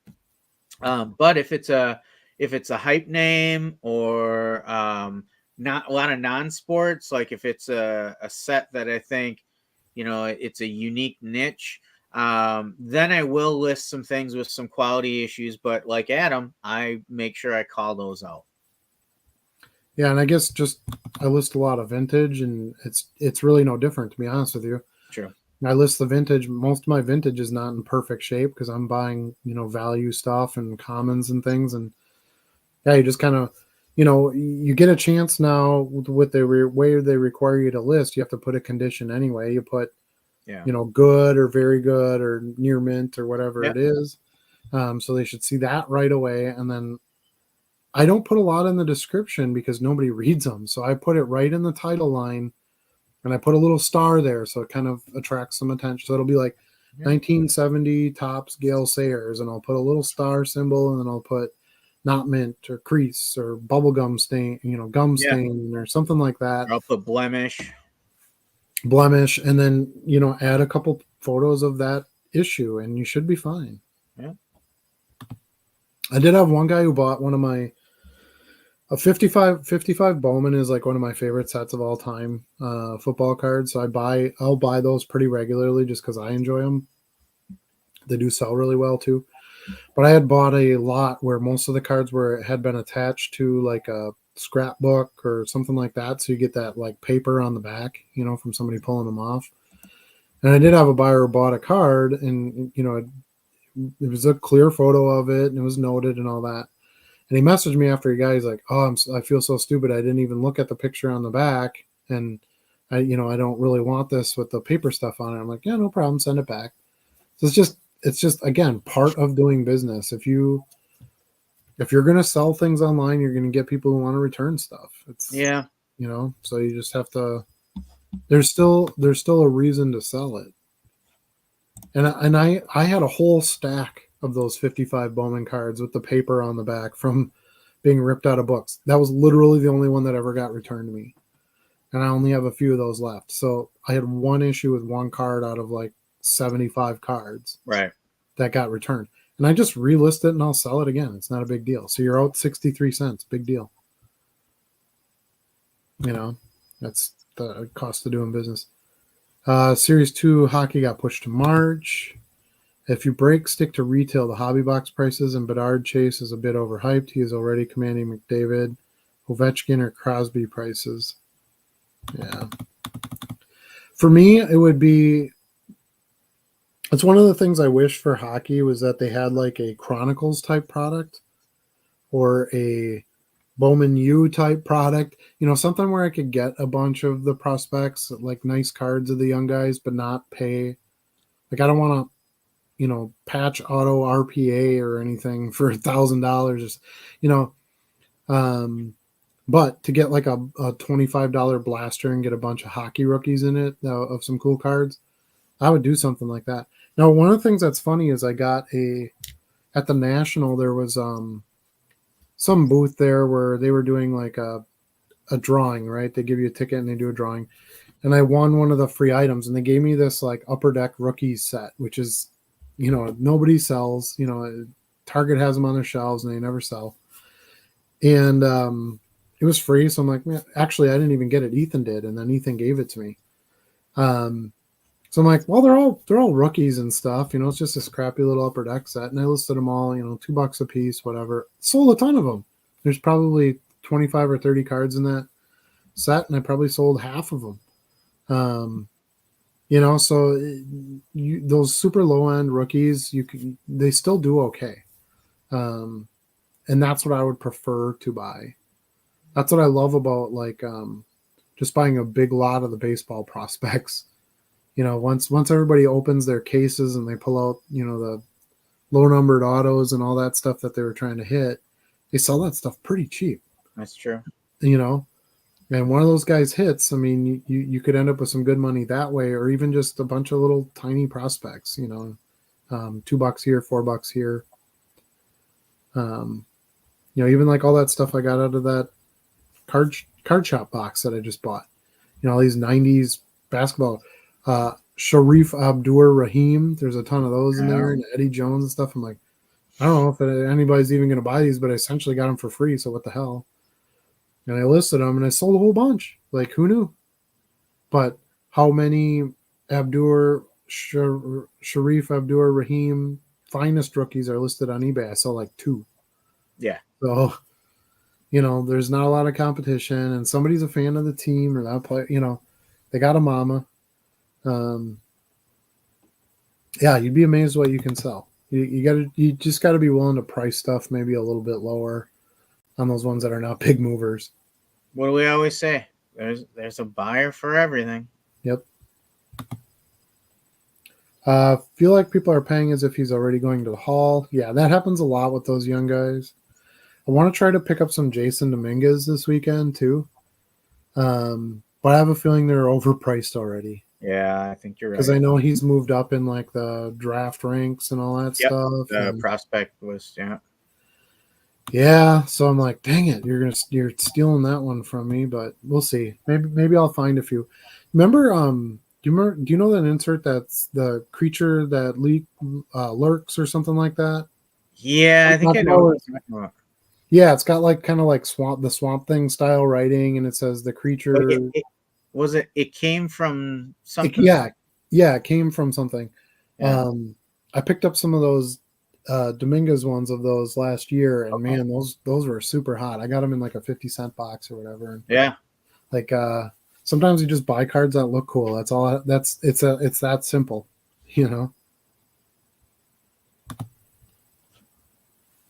Let's see. I didn't see that news. Bought some Bedard Tops Now cards. I think the Tops Now cards are underrated. Limited print runs, and I flipped them on eBay for profits. Yes, I have done that as well. Nice. I was trying to get some of the game dated moments. Yeah, from the Tops Now. Never seem to snag them. No, some of that stuff goes really fast in there. I'll stick to retail. I don't like to spend too much on ripping packs because it puts you in the hole. Yeah, really quick. Yeah, it can go fast. I haven't really. Okay, Matt, answer my question. I haven't really looked for non-sport. Yes, plenty of value boxes. Some have quarter boxes. Yes. It's going to be worth our trip, Charlie. I can smell it. Sounds like it. Is Stu going to come along for the ride? I've been asked that. Ride. Huh? Vincent Van Gogh will be there. I think Stu should drive. He'd like that, wouldn't he? I don't think we would. Looks like we'll actually have some nice weather to drive, though. I was kind of worried about that at first. We might even have a little rain, but other than that, yeah. Oh, let's see. Where can we skip down to here? OPG Platinum will be the set for rookies to look for, Adam. Are you referring to hockey, I'm guessing? Going to have to look at unlicensed, excuse me, or OPC. Does that mean OPG? Is that what OPC Yeah, is? OPG. Okay. Not sure if you touched on this yet, but what are your thoughts on the end of Sports Illustrated? Yeah, I did hear about that, but I believe Sports Illustrated for Kids is going to continue because people still buy magazines for kids. And that's the only one I really care about, to be honest with you. The Right. regular Sports Illustrated, I haven't looked at one of those in 20 years, so it makes sense to me that it's going to go away. Yeah, I mean, there used to be an argument that the articles, if you get a 4-page spread in Sports Illustrated, you're driving the hype cycle around that Yep. player, right? But digital media is just taking over, and you got Sports Center 2 still on, so there's other venues that are doing that anyway. Yeah, I mean, I guess I look at everything as just a business decision, right? So if you don't have very many subscribers and you're not sending out many magazines, you're going to not make magazines. Like Yeah. it's just that simple. You can't fall nostalgic for that stuff. I love Toys R Us. I collected action figures when I was a kid. Toys to us actually mattered, our generation. We had these great films, but we had to act them out because we couldn't get the tapes, and you couldn't afford to go to the theater every day to rewatch it and stuff like that. And when the Toys R Us was closed, it was sad. And I had a 4-year-old kid at the time. I was like, man, she's never really going to get to experience Toys R Us, Yeah. But it is what it is. They weren't selling any toys, so you have to close. Like, I don't know. I kind of feel the same way about the bailout thing, right? Like, the car companies are struggling and they're not selling cars, so we got to bail them out. No, we don't. Some people will buy something else. They'll buy, a new manufacturer will step up. Like, you don't bail people out. That's a poor financial decision. If a bank is failing, you don't give them money. Yeah, that's You true. take your money and you get the hell out. And unless you're the Bailey Savings and Loan, and then the townspeople help them out. Right. Well, that was also, remember, that was also like 100 years ago. That was when the bank actually had to run on cash. Banks are just numbers and digital digits now. There But is yeah, I get your point. there is absolutely no way I woke up this morning and thought, I'll bet you tonight I drop a "It's a Wonderful Life" reference in the show tonight. You know what's super super weird about that? I was What? listening. What's his name again? Jimmy Stewart. Yeah. I was listening Jimmy Stewart cards this morning. Isn't that super weird? Really? Yeah, I had some pop Americana, the Yeah. Americana cards. Yeah. I had one of just him. It was like the on the tube, and it's like the die cut picture of the TV with him on it. Yeah. And then Screen Legends. So it was like him and another actor and him and another actress or whatever. I got 2 proof cards in that lot. I got a Corey Feldman and a Marco Altabano, Okay. numbered. The Altabano was out of 250 and the Feldman was out of 500. So some Tiffany Amber Thiessen inserts, some solid cards. I like that That was stuff. my high school crush. Yeah, me too. She turned 50 today. I know. Isn't that crazy? Yeah. But there's pictures of her all over the internet, and I'm like, that's fine. 50 is just fine. Yeah, she's done okay. Let's see. Matt says we can blame him if it's not a good show. We will. We will. Shame on you. Stuart's going to yell at you. We're going to mail you a Stuart so that you get screamed at. And it's not going to stop. It's not like push a button and it stops. Nope. It's going to just keep on screaming. Yes, hockey. If you want Bowman U for hockey. Okay, so I have to look at that old peachy platinum, I guess, is my Bowman U for hockey. We'll think about that. I might buy some this year.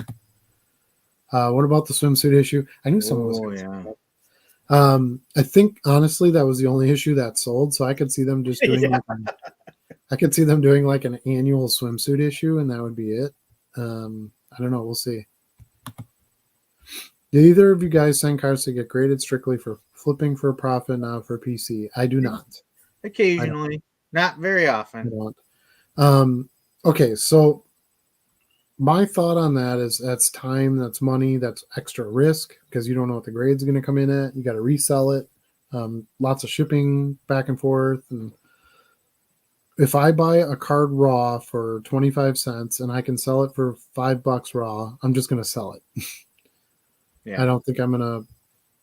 I guess if I got every card out and I went through my magnifying glass, um, or if I had something super, super, super rare, maybe I would do that. But yeah, it just doesn't. It doesn't. I can easily flip through the $5 profit cards and make more money without all the extra time and effort. You have to fill out the order forms. You got to send them in. It takes you 60 days to 90 days to get cards back, and Yep. just it's not my process for making money with cards.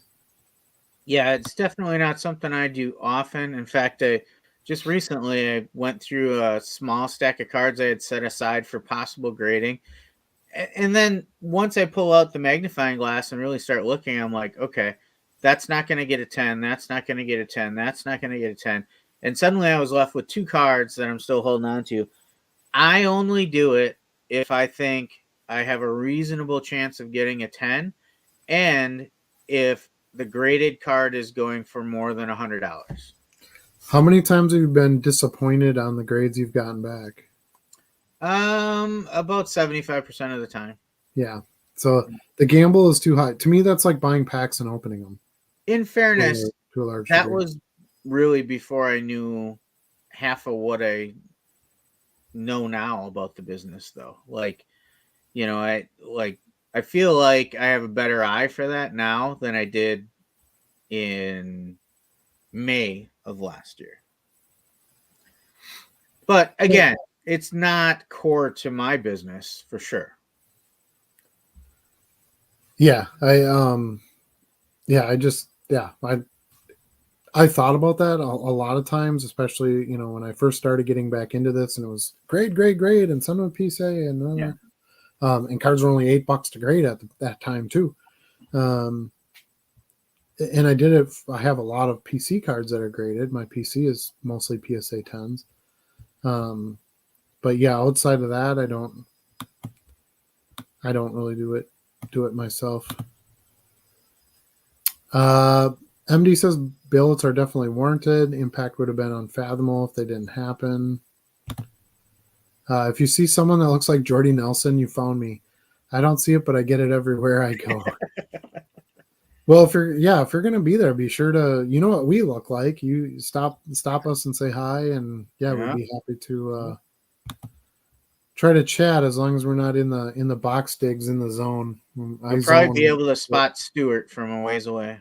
probably with his one ear.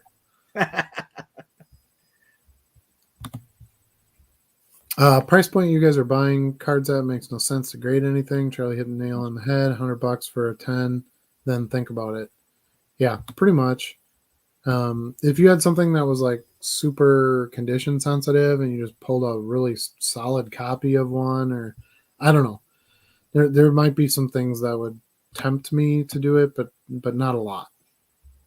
What I would add as a final point on that is don't take anything for granted on that. Don't open up a card in a pack and just eyeball it and say, "Oh, I'm sending that in. I'll get a 10 on that." Put it under magnification. You will be surprised at the things you see, and you will also be surprised at how often things come from the factory, packed fresh. You open them up, and they are not perfect. Yeah, that's a good point. I would say if you're contemplating doing that, especially of things that are lower value, um, I would get like a tool, a grading tool. You can go to gotbaseballcards.com and they have a really cool like magnifying glass. Yep. It has like a border measurement so you can look at Yep. centering. Yep. It's pretty They cheap. don't I think it was cost like, much. Yeah. yeah, it was like $20 or something.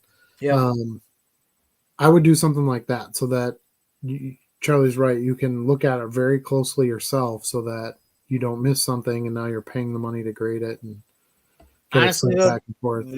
this is step number one.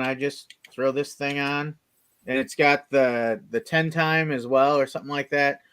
Usually I can tell just by throwing this on if there's any flaws that the naked eye doesn't pick up. And then I might, if it's really a card that I'm like, okay, I'm sold, this is gonna have a really good chance of getting a 10, then I'll grab the I forget what you call it, the little monocle thing, and really look at it under that, and then look at the centering with the guide. But it doesn't, in my opinion, it's not that hard to get a good feel for what a card's going to grade if you just take a minute and look at it closely. This is the one I got from baseballcards.com. It comes in this really handy case. And it's literally made just for grading cards. So it's got, the lighted magnifying glass, like Charlie said, but it has all the little measurements inside it. So you can see, if a card was trimmed or if it's centered or not. And yeah, it's got the built-in light, Yep. I think I want to say it was $20. Yep, that sounds right. I got a little box kit that came with gloves, the centering guide, the little single eye magnifying glass. That's gonna bug me. I can't think of the trade name for that. Loop? The loop? The loop, yes. Yeah. Yeah, so if you're considering doing that, I think it would be worth your investment to get your own little pre-grading tool. For sure. And until maybe you get really good at naked eye, and you can kind of see. I also believe that grading is kind of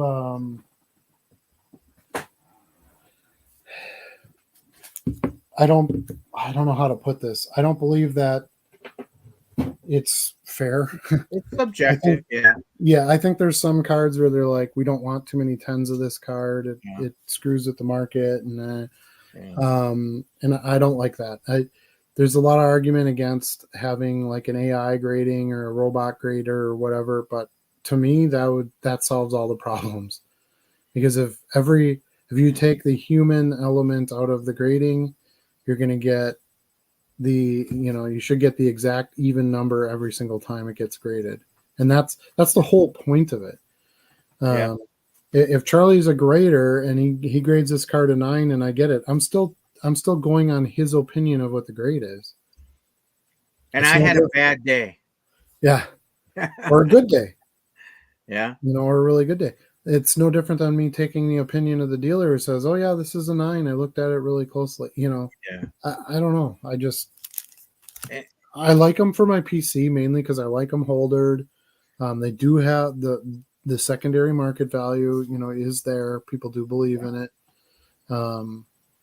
But there was a concept that went around for a little while when all these grading card companies and stuff popped up, that there were going to be these like grading vending machines, right? At like card shops could get these grading vending machines and literally have the slabs and everything in there. And you would just go and put your card on this little tray. It would feed into the machine, and then the machine would, look at all the corners, edges, all the stuff that it needs to grade, and boom, slab it right there and spit it out the bottom. Yeah. You couldn't tamper with the seal. No one else looked at it.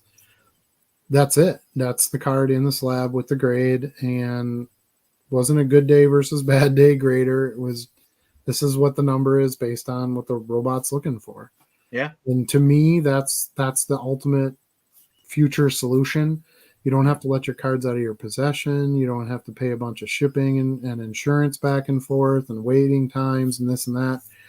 You can go into the shop with, let's say they charge you $20. You can go into the shop with a stack of $20 bills and a stack of cards and grade all your cards and walk out the door. You could open a pack right there in the shop, pull a big hit, boom, throw it through the grader and be out the door. Yeah. It has a sonic sealer built right into it. When it gets to that point, then I start looking more at, okay, is this something where grading makes some sense? I'll throw an opinion out there too, and this may be an unpopular opinion. I have a lot of unpopular opinions, so just ask MD Sports Cards. It's definitely unpopular in the grading industry, but I would share my opinion that the grading industry is making a living off the backs of cards submitted that have no business being submitted. Mhm. Every year, they're charging you tons of money to get cards graded that have no chance of getting that 10. And that's what everybody wants, right? The 10 is where value is. But how many cards every year are submitted that get sevens, eights? I Well, would, if you're talking modern cards, yeah. if you're sending in, 1952 mantles, a seven is Then the seven or still eight's great. Yeah. right, and that still adds a lot of value over raw. True. Plus True. authenticity. True. It's not I'm just the number speaking. grade. There would be some, okay, this is real, or this is trimmed, or this is from this Yeah. collection, or whatever. Yeah. I'm definitely speaking more of a modern slant to it. And then the last thing I'll say on this topic, and then I've pretty much had enough of talking grading for the night. But I do think it's a rite of passage. Everybody should get something graded at least once to get familiar with the process, to understand what happens, to form your own opinions of it. It Yeah. is cool. Like, I'm looking at some of my graded cards right now. I like the look of a graded card. I Mm-hmm. like the way it preserves it long term. Yep. I'm looking at Shohei Ohtani International Affair. I'm looking at Mike Trout like third year um, heritage card. That's super cool. I'm looking at a Mike Trout rookie over there. Those Right. are really cool. I know that nothing is going to ever go negative on their condition from this point forward, unless I smash the case, right? But that is one of the things that I think makes it more appealing for the PC. It's more of a lottery scratcher if you're looking to flip cards. I mean, I know of cards that have been sent in and they got a 6, and then person cracked it and sent it back in and it got a 9. Like, Yeah, dude, that's yeah, not consistent enough. And I'm not putting down their business or that these graders don't know what they're doing or anything like that. I just don't think I don't think it's when you're looking for the little tiniest tinies of tinies in something. I yeah, think you have to take the human out of it. yeah. I agree.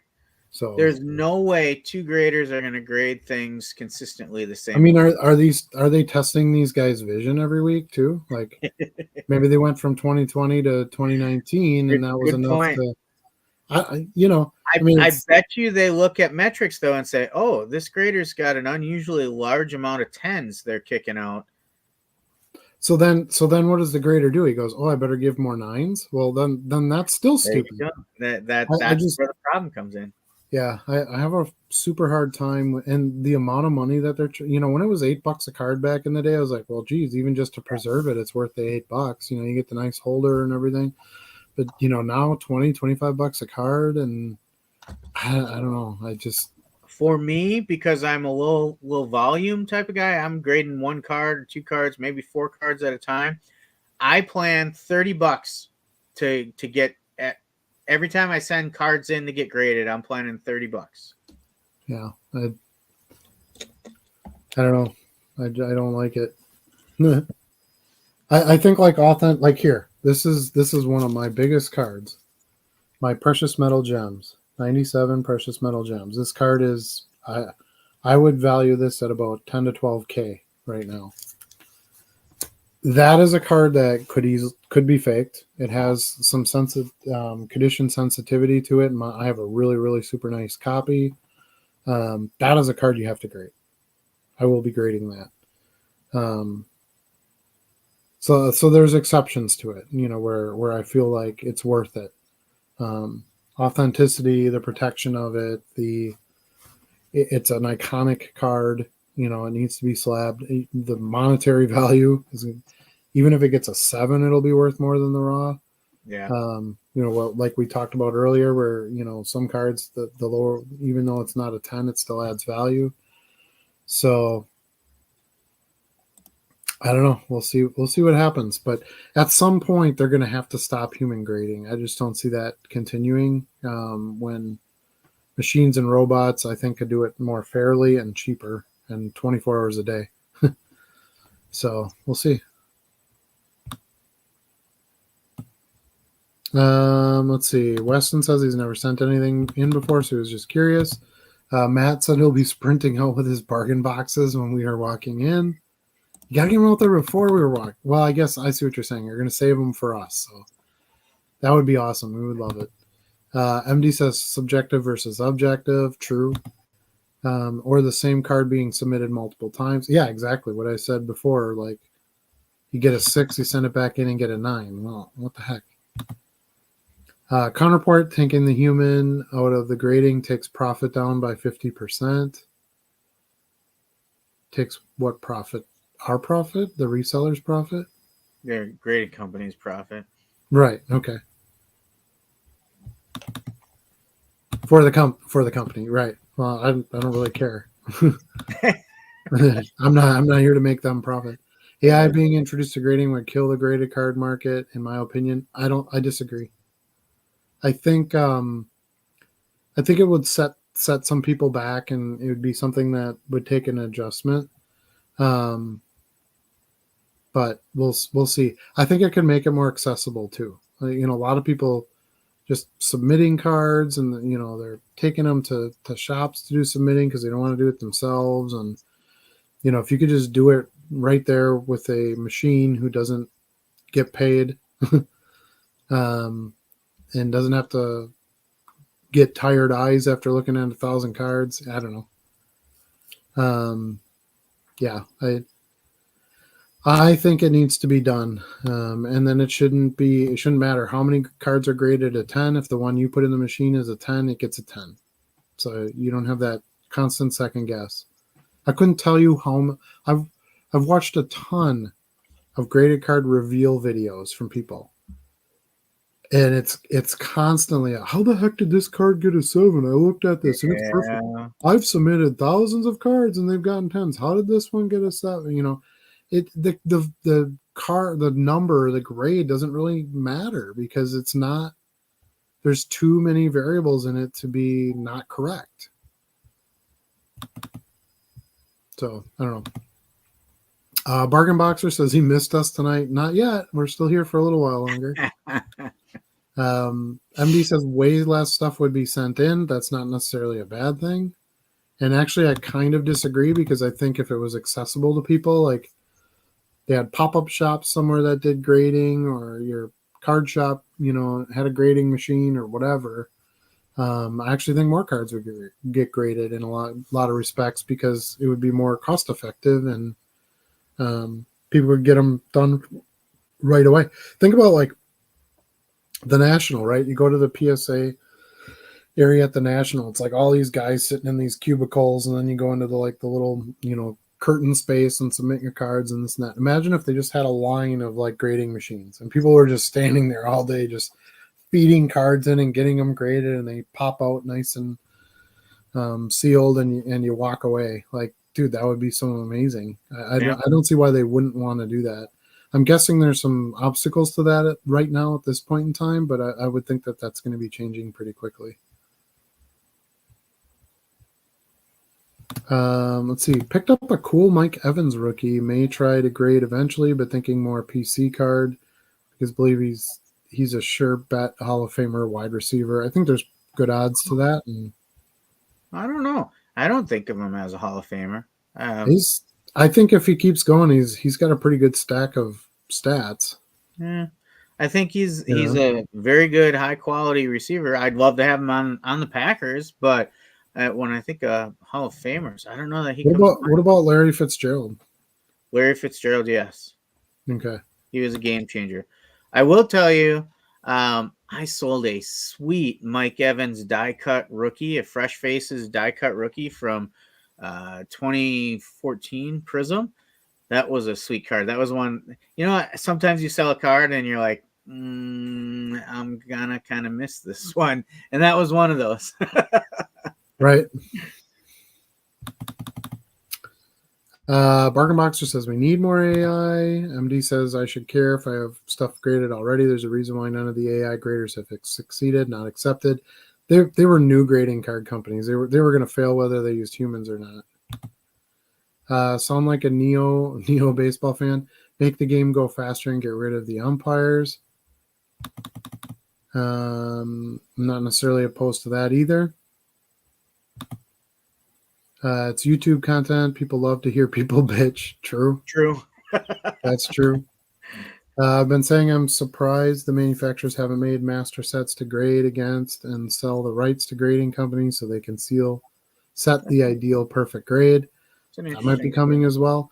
But you know, when I got back into the hobby the first time, well, the second time. So I was in the hobby, I got out of the hobby, got back in the hobby, got out of the hobby, and got back in again. Anyway, so like 2000, 2001, 2002, you could buy boxes that came with a graded card in them. Hmm. So you could get a box of, like, for example, Upper Deck Graded was actually a set. And you would get a few packs of base cards, inserts, you know, whatever. And then you got one I think it was Beckett graded slabbed card in the box. Um, Topps Finest did that for a year or two with football, where you got a graded rookie card in each box. And that was PSA grade. So we kind of saw that. I mean, they weren't selling the individual graded card. It came in the blind packaging, but that might be the case. I don't know. I don't know that they would do that now just because PSA is so busy, and I don't know what's up with Beckett, but you'd have to get those companies to grade a mass amount of cards for a set to throw them in a box. And I don't know that they would need to do that now. They can just take their own submissions. That was kind of when grading was newer. Anybody else experience a huge raise in jackasses on eBay these days? Sniping, not paying, etc. I haven't noticed that. I've had a little bit less patience with some eBayers.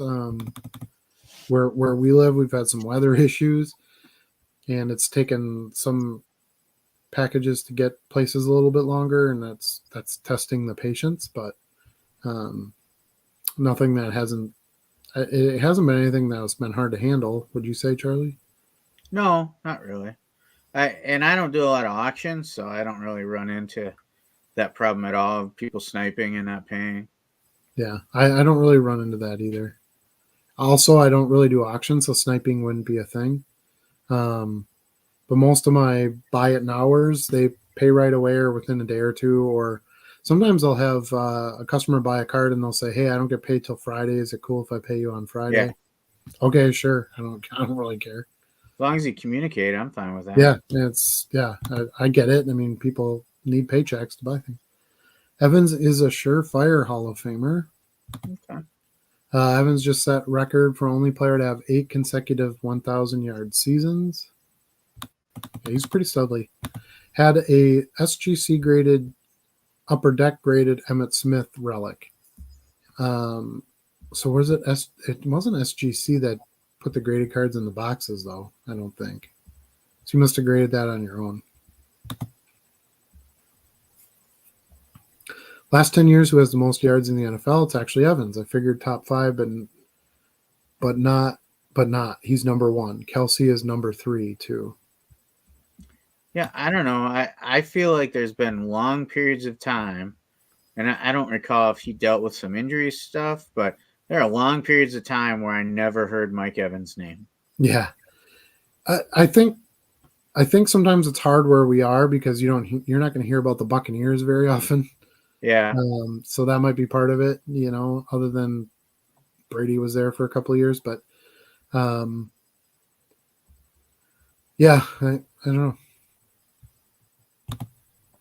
Leaf still does with BGS. Okay, that could be true. I'm not sure. Yeah, I do think they have a graded product that they sell. Arguably the best wide receiver in the league since he came in. I'm leaving eBay. I'm sticking to shows and card shops. Okay, I can understand that. I've kind of left eBay as a buyer. I used to buy a ton of stuff on eBay. That's how I built most of my business. But now I basically just go on there and look for the stuff I don't find at shows. So like non-sport lots and promos, and I bought a box of NASCAR and like stuff I don't want to look for at a show. I can buy a decent chunk of. And yeah, so I get it. You have to go where you're comfortable buying for sure. Bargain boxer, you always say you never sell, correct? UD graded was actually a set that came with a graded card. That's what I said. Bargain boxer says, yes, I'm a buyer, period. I've been sniped on so many auctions, and the winning bidders have all had zero feedback and no longer registered users. Yeah, it's shill bidding. You're getting shill bid on. They're just pushing up the price.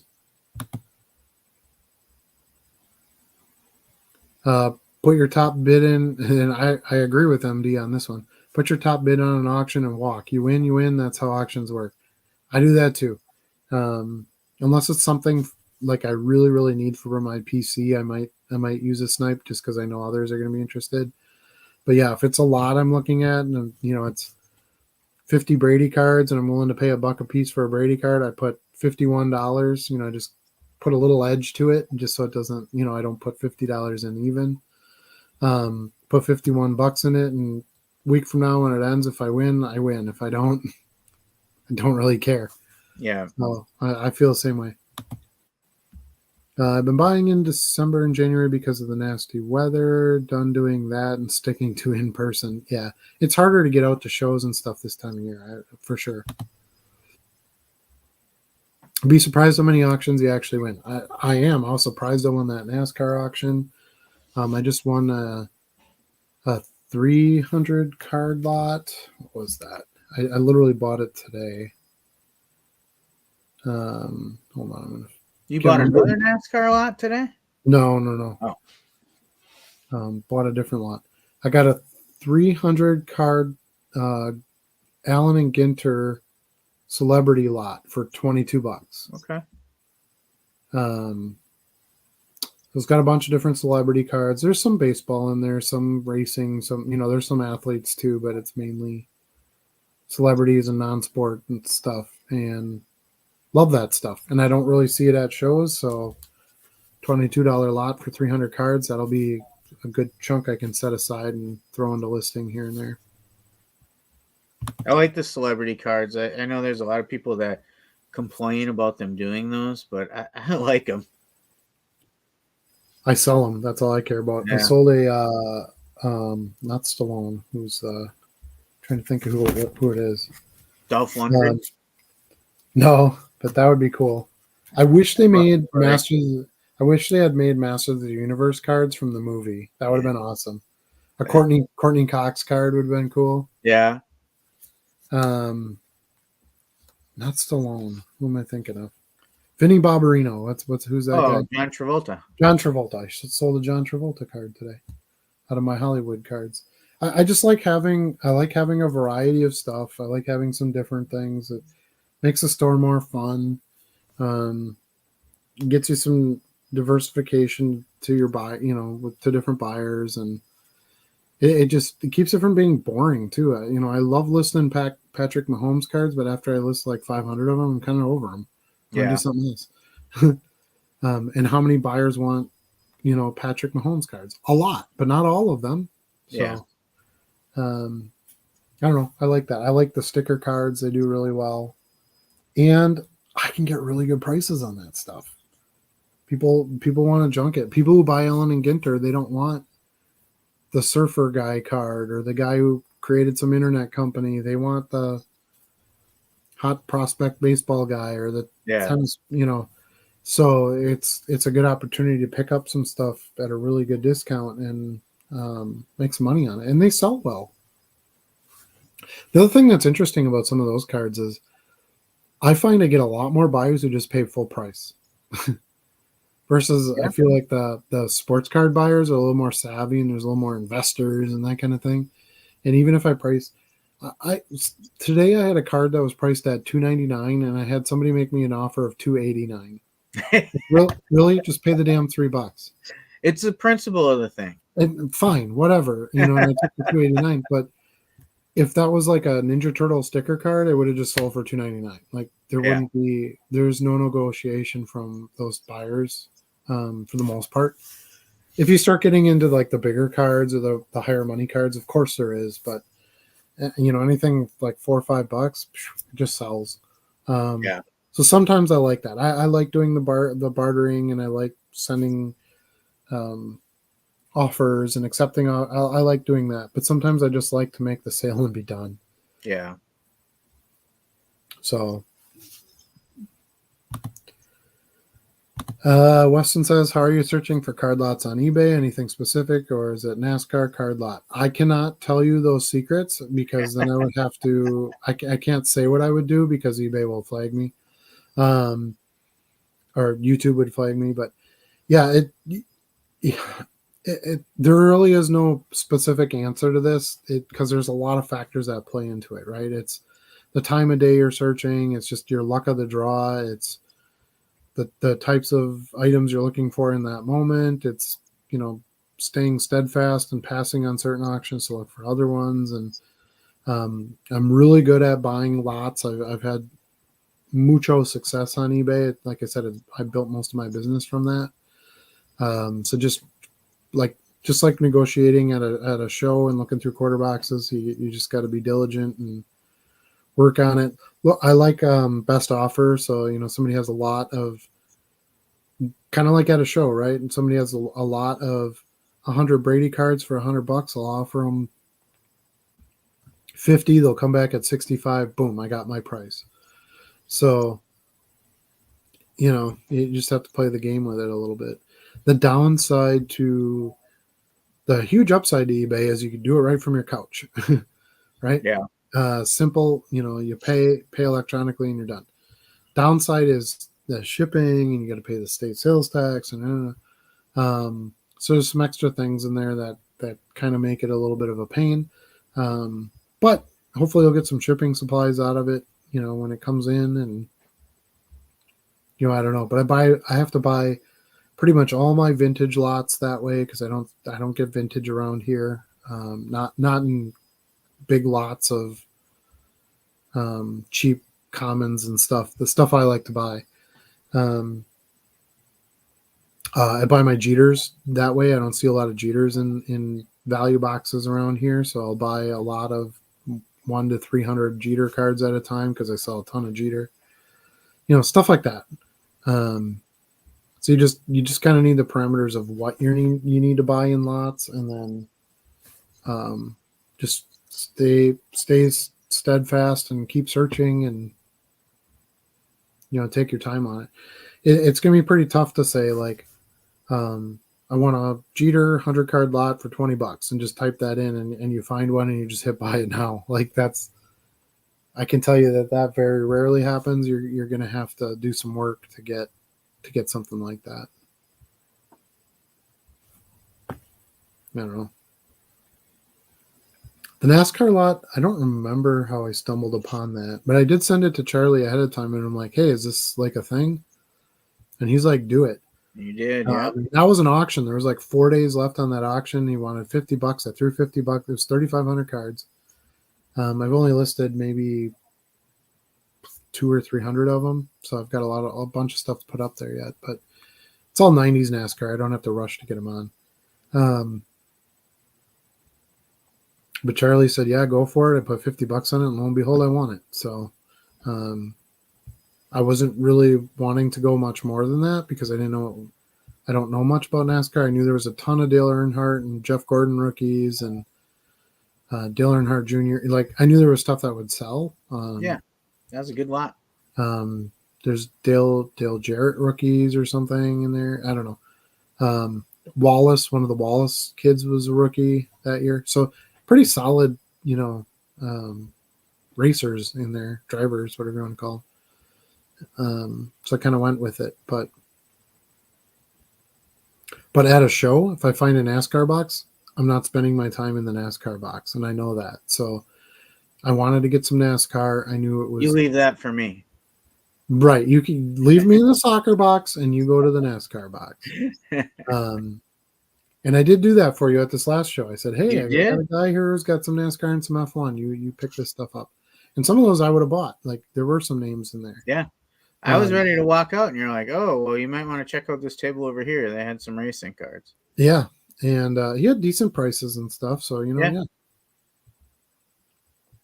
But yeah, buying lots on eBay is an awesome way to go. Sport lots is a place, you can buy collections on.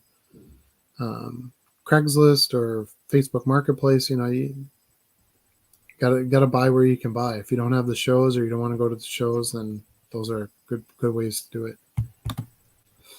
Pretty sure SGC was the company. Oh, Yeah, I'm getting to my expiration time. I was up early this morning. I finished all the sidebar, finished all the framing in my new office. okay. I have a little bit of video. I got to go take some more. But I got to use the shotgun shells, and nail the. Yeah. So I was happy about that. Had to get the dog out of the house for a little while tonight so I can nail those in. But yeah, onto some drywall, and the drywalling a ceiling in a basement always sucks because I have some ducts I got to go around and stuff like that. But got the outlet boxes in. Got to run some wiring yet, but getting there. So Yeah. Hopefully I'll be able to do a new office video very soon, a couple of weeks. Anyway, pretty sure SGC was the company I was grading for Upper Deck Graded. Have a few coasters somewhere. Yeah, most of them were not very good cards.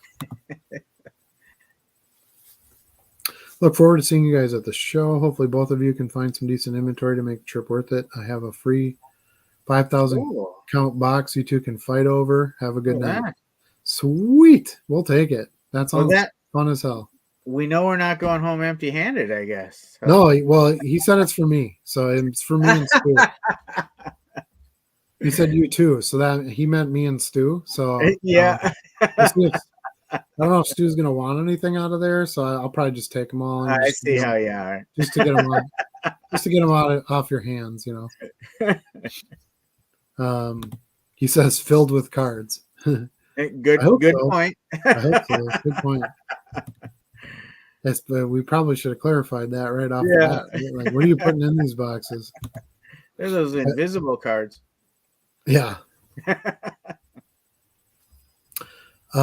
Let's see. I looked it up, and UD graded set was advertised on sell sheet that SGC grading. However, when released, it was actually BGS. Yeah, exactly. I know I bought some boxes of that. I was into ripping back then, so and there was definitely BGS graded slabs. So now they're just in my cheap slabs box. I sell a couple here or there for like $5 once in a great while, but yeah, they're not so great. So we were kind of both right. It was supposed to be SGC, and it ended up being BGS. Well, I think that's going to just about do it for us tonight. We're approaching that 10 to 11 mark. It's late enough for us. Got a ton of stuff to do tomorrow, and we're going to be out of town on Friday and maybe Saturday. We'll see what happens. Matt, look forward to seeing you there. Anybody else that's going to be at the Eau Claire card show, please come up to us. We'd love to do some chat, take pictures, talk cards, whatever you want to do. Have some lunch. We're there to hang. So we know you really want the pictures with the Stewmeister, not us. Right. Yeah. They want a picture with the 5,000 count box. That's which I can't blame them. 5,000 count box. I love it. Even if there's nothing great in it, it's fun. I like digging through. So Charlie and I will also be set up with a single table at the March Green Bay show, the one we do every quarter. That's going to actually be at, where's it at this time? The brewery. Yeah, I can't think of the name of it now. I want to say Top Hat, but that's not it. No, it's not Top Hat. The name escapes me now too. Anyway, maybe we'll clarify that next time. Lambeau. Anyway, we'll be at that show. So if any of you are going to attend, please Green stop Bay by. Distillery. Distillery. Yes. Thank you. That's it. That's all I've got for this week. Take care of yourselves. Hopefully you guys can get out to some shows, pick up some good stuff, and make sure you list and ship and list. Peace out.